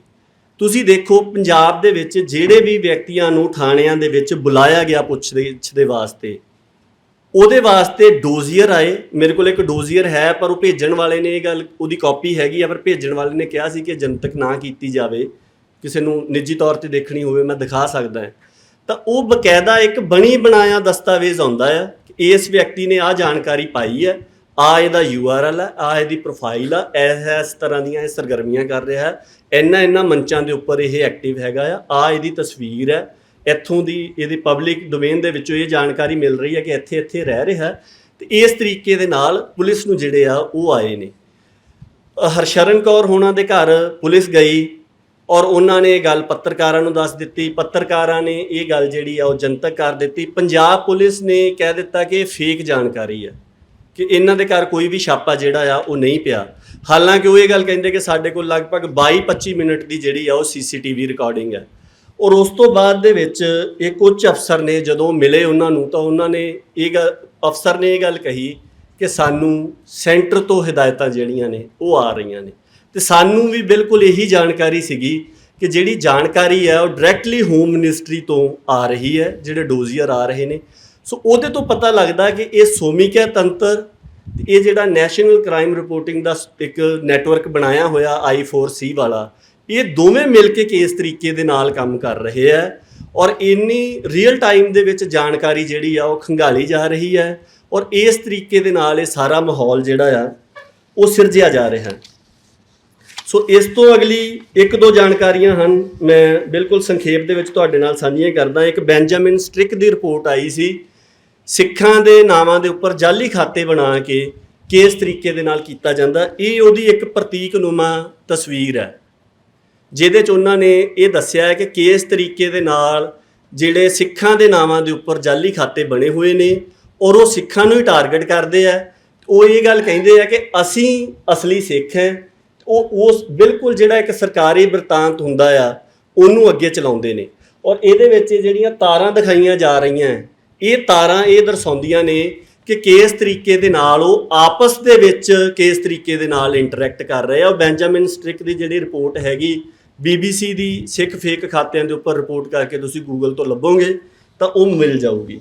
ਇਸ ਤੋਂ ਅਗਲੀ ਇੱਕ ਚੀਜ਼ ਜਿਹੜੀ ਹੋਰ ਬਹੁਤ ਮਹੱਤਵਪੂਰਨ ਹੈ ਉਹ ਇਹ ਹੈ ਕਿ ਕੋਈ ਵੀ ਚੀਜ਼ ਜਦੋਂ ਫੈਲਣੀ ਸ਼ੁਰੂ ਹੁੰਦੀ ਹੈ ਤੇ ਉਹਦੇ ਫੈਲਣ ਦੇ ਦਾਇਰੇ ਕਿਹੜੇ ਨੇ, ਇਹ ਵੀ ਬੈਂਜਾਮਿਨ ਸਟ੍ਰਿਕ ਨੇ ਇਹ ਨਕਸ਼ ਜਿਹੜੇ ਆ ਜਾਂ ਇਹ ਪੈਟਰਨ ਜਿਹੜਾ ਉਹਨੇ ਇਹਦੀ ਸ਼ਨਾਖਤ ਕਰਕੇ ਸਾਹਮਣੇ ਰੱਖਿਆ, ਜਿਹਦੇ ਵਿੱਚ ਉਹਨੇ ਦੱਸਿਆ ਕਿ ਕੋਈ ਵਿਅਕਤੀ ਜਾਣਕਾਰੀ ਪਾ ਰਿਹਾ, ਬਹੁਤੀ ਜ਼ਿਆਦਾ ਨਹੀਂ ਫੈਲ ਰਹੀ, ਇੱਕ ਮੰਚ ਦੇ ਉੱਪਰ ਫੈਲ ਰਹੀ ਹੈ, ਬਹੁਤੇ ਜ਼ਿਆਦਾ ਮੰਚਾਂ ਦੇ ਉੱਪਰ ਨਹੀਂ ਫੈਲ ਰਹੀ। ਉਸ ਤੋਂ ਬਾਅਦ ਦੇ ਵਿੱਚ ਬਿਜਲ ਸੱਥ ਦੇ ਉੱਪਰ ਬਹੁਤ ਜ਼ਿਆਦਾ ਫੈਲ ਰਹੀ ਹੈ। ਉਸ ਤੋਂ ਬਾਅਦ ਦੇ ਵਿੱਚ ਉਹ ਜਾਣਕਾਰੀ ਜਿਹੜੀ ਆ ਉਹ ਮਲਟੀਪਲ ਸਾਧਨਾਂ ਦੇ ਉੱਪਰ ਚਲੀ ਜਾਂਦੀ ਹੈ, ਬਿਜਲ ਸੱਥ, ਰੇਡੀਓ, ਟੈਲੀਵਿਜ਼ਨ, ਇਹਨਾਂ ਦੇ ਉੱਪਰ ਚਲੀ ਜਾਂਦੀ ਹੈ। ਇਸ ਦੇ ਵਿੱਚ ਅੱਗੇ ਇੱਕ ਕੈਟੇਗਰੀ ਪੰਜਵੀਂ ਹੈਗੀ ਹੈ ਸੈਲੀਬ੍ਰਿਟੀ ਐਂਪਲੀਫਾਈਂਗ। ਹੁਣ ਤੁਸੀਂ ਦੇਖੋ ਕਿ ਜਦੋਂ ਇਹ ਸਾਰਾ ਦਮਨ ਚੱਕਰ ਚੱਲ ਰਿਹਾ ਸੀਗਾ ਉਦੋਂ ਸਵਿਗੀ ਨੇ ਇੱਕ ਦਾਲਾਂ ਦੀ ਸੇਵਾ ਜਿਹੜੀ ਹੈ ਉਹ ਸ਼ੁਰੂ ਕੀਤੀ। ਆਪਾਂ ਨੂੰ ਪਤਾ ਕਿ ਉਹ ਇੱਕ ਸਿੰਘ ਸੀ, ਪ੍ਰਧਾਨ ਮੰਤਰੀ ਕਰਕੇ ਉਹ ਬਾਜੇ ਕੇ ਕਰਕੇ ਕਿਹਾ ਜਾਂਦਾ। ਉਹਨੇ ਕਿਤੇ ਉਹ ਜਦੋਂ ਉਹਨੂੰ ਫੜਨ ਵਾਸਤੇ ਪੁਲਿਸ ਗਈ ਤਾਂ ਉਹਨੇ ਕਹਿ ਦਿੱਤਾ ਪੁਲਿਸ ਆ ਗਈ ਪੁਲਿਸ। ਇਸ ਗੱਲ ਦਾ ਬਕਾਇਦਾ ਮੀਮ ਬਣਾ ਕੇ ਸਵਿਗੀ ਦੇ ਵੱਲੋਂ 3-4 ਦਿਨ ਚਲਾਇਆ ਗਿਆ, ਕਿਉਂਕਿ ਦਾਲਾਂ ਨੂੰ ਅੰਗਰੇਜ਼ੀ ਦੇ ਵਿੱਚ ਪਲਸ ਕਹਿੰਦੇ ਆ ਤੇ ਪਲਸ ਤੇ ਪੁਲਿਸ ਜਿਹੜਾ ਆ ਇਹ ਆਪਸ ਦੇ ਵਿੱਚ ਰਲਦਾ ਹੈ। ਸੋ ਸੈਲੀਬ੍ਰਿਟੀ ਐਂਪਲੀਫਾਈਂਗ ਜਿਹੜੀ ਆ ਉਹ ਸਾਹਮਣੇ ਆ ਰਹੀ। ਤੇ ਆਖਰੀ ਗੱਲ ਕੈਟੇਗਰੀ 6 ਉਹਨੇ ਕਹੀ ਪੋਲਿਸੀ ਰਿਸਪੌਂਸ। ਹੁਣ ਪੋਲਿਸੀ ਰਿਸਪੌਂਸ ਬਾਰੇ ਆਪਾਂ ਬੜੇ ਵਿਸਤਾਰ ਦੇ ਵਿੱਚ ਗੱਲ ਕਰ ਰਹੀ। ਆ ਜਿੰਨਾ ਥਾਣਿਆਂ 'ਚ ਬੁਲਾਉਣ ਦਾ, ਛਾਪੇ ਮਾਰਨ ਦਾ, ਬੰਦਿਆਂ ਦੇ ਕੋਲੋਂ ਲਿਖਾ ਕੇ ਲੈਣ ਦਾ, ਉਹਨਾਂ ਦੇ ਫੋਨ ਜ਼ਬਤ ਕਰਨ ਦਾ, ਫੋਨਾਂ ਦਾ ਡਾਟਾ ਕੱਢਣ ਦਾ, ਇਹ ਸਾਰਾ ਪੋਲਿਸੀ ਰਿਸਪੌਂਸ ਹੈ ਜਿਹੜਾ ਬਿਲਕੁਲ ਸਰਕਾਰੀ ਤੰਤਰ ਦੇ ਪੱਧਰ ਦੇ ਉੱਪਰ ਹੋਇਆ। ਸੋ ਇਹ ਜਿਹੜੀ ਰਿਪੋਰਟ, ਇੱਕ ਗੱਲ ਹੋਰ ਬਹੁਤ ਮਹੱਤਵਪੂਰਨ ਹੈ ਉਹ ਇਹ ਹੈ ਕਿ ਬੈਂਜਾਮਿਨ ਸਟ੍ਰਿਕ ਨੇ ਜਦੋਂ ਇਹ ਸਾਰਾ ਦਮਨ ਚੱਕਰ ਸ਼ੁਰੂ ਹੋਇਆ ਤਾਂ ਉਹਨੇ ਇਹ ਗੱਲ ਕਹੀ ਕਿ ਜਿਹੜੇ ਨਕਲੀ ਖਾਤਿਆਂ ਦੀ ਰਿਪੋਰਟ ਅਸੀਂ 2021 ਦੇ ਵਿੱਚ ਕੀਤੀ ਸੀ, ਇਸ ਵੇਲੇ ਉਹ ਨੈਟਵਰਕ ਸਭ ਤੋਂ ਵੱਧ ਸਰਗਰਮ ਹੈ। ਸੋ ਇਸ ਸਾਰੇ ਕਾਸੇ ਤੋਂ ਇਹ ਗੱਲ ਦਾ ਪਤਾ ਲੱਗਦਾ ਹੈ।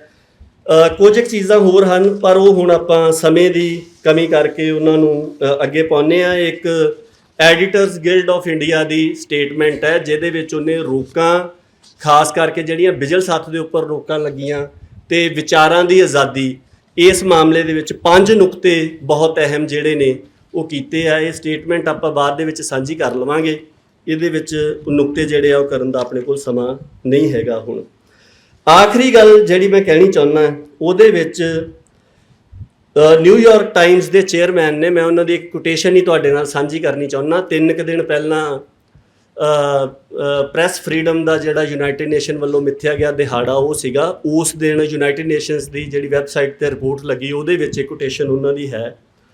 ਉਹ ਕਹਿੰਦੇ ਕਿ all over the world autocrats and those who aspire to join their ranks have used censorship, media repression and attacks on journalists to consolidate power.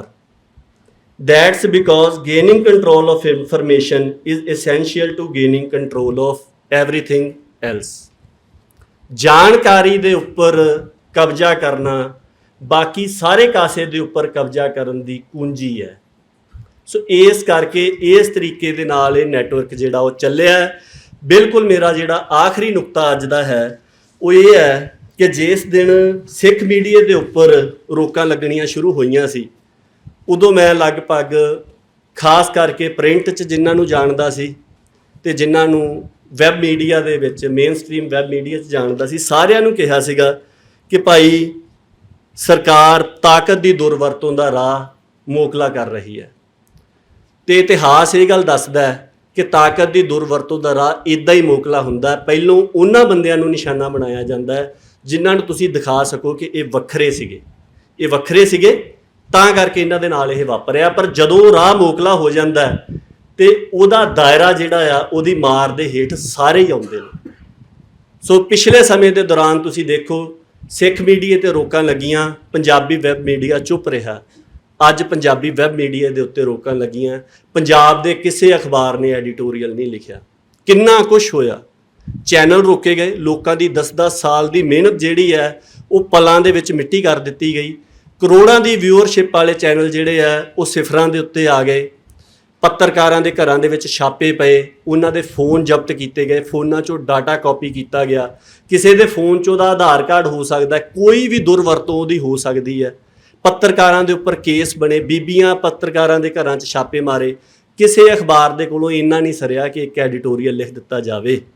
ਨਕਸ਼ਦਿਓਬੰਦੀ ਦਾ ਇੱਕ ਸ਼ੇਅਰ ਹੈ, ਮੈਂ ਉਹ ਪੜ੍ਹ ਕੇ ਸਮਾਪਤੀ ਕਰ ਦਿੰਦਾ कि जलते घर को देखने वालों फूस का छप्पर आपका है, आग के पीछे तेज हवा है, आगे मुकद्दर आपका है, उसके कत्ल पर मैं भी चुप था, मेरी बारी अब आई है, मेरे कत्ल पर तुम भी चुप हो, अगला नंबर आपका है। वाहिगुरू जी का खालसा, वाहिगुरू जी की फतेह।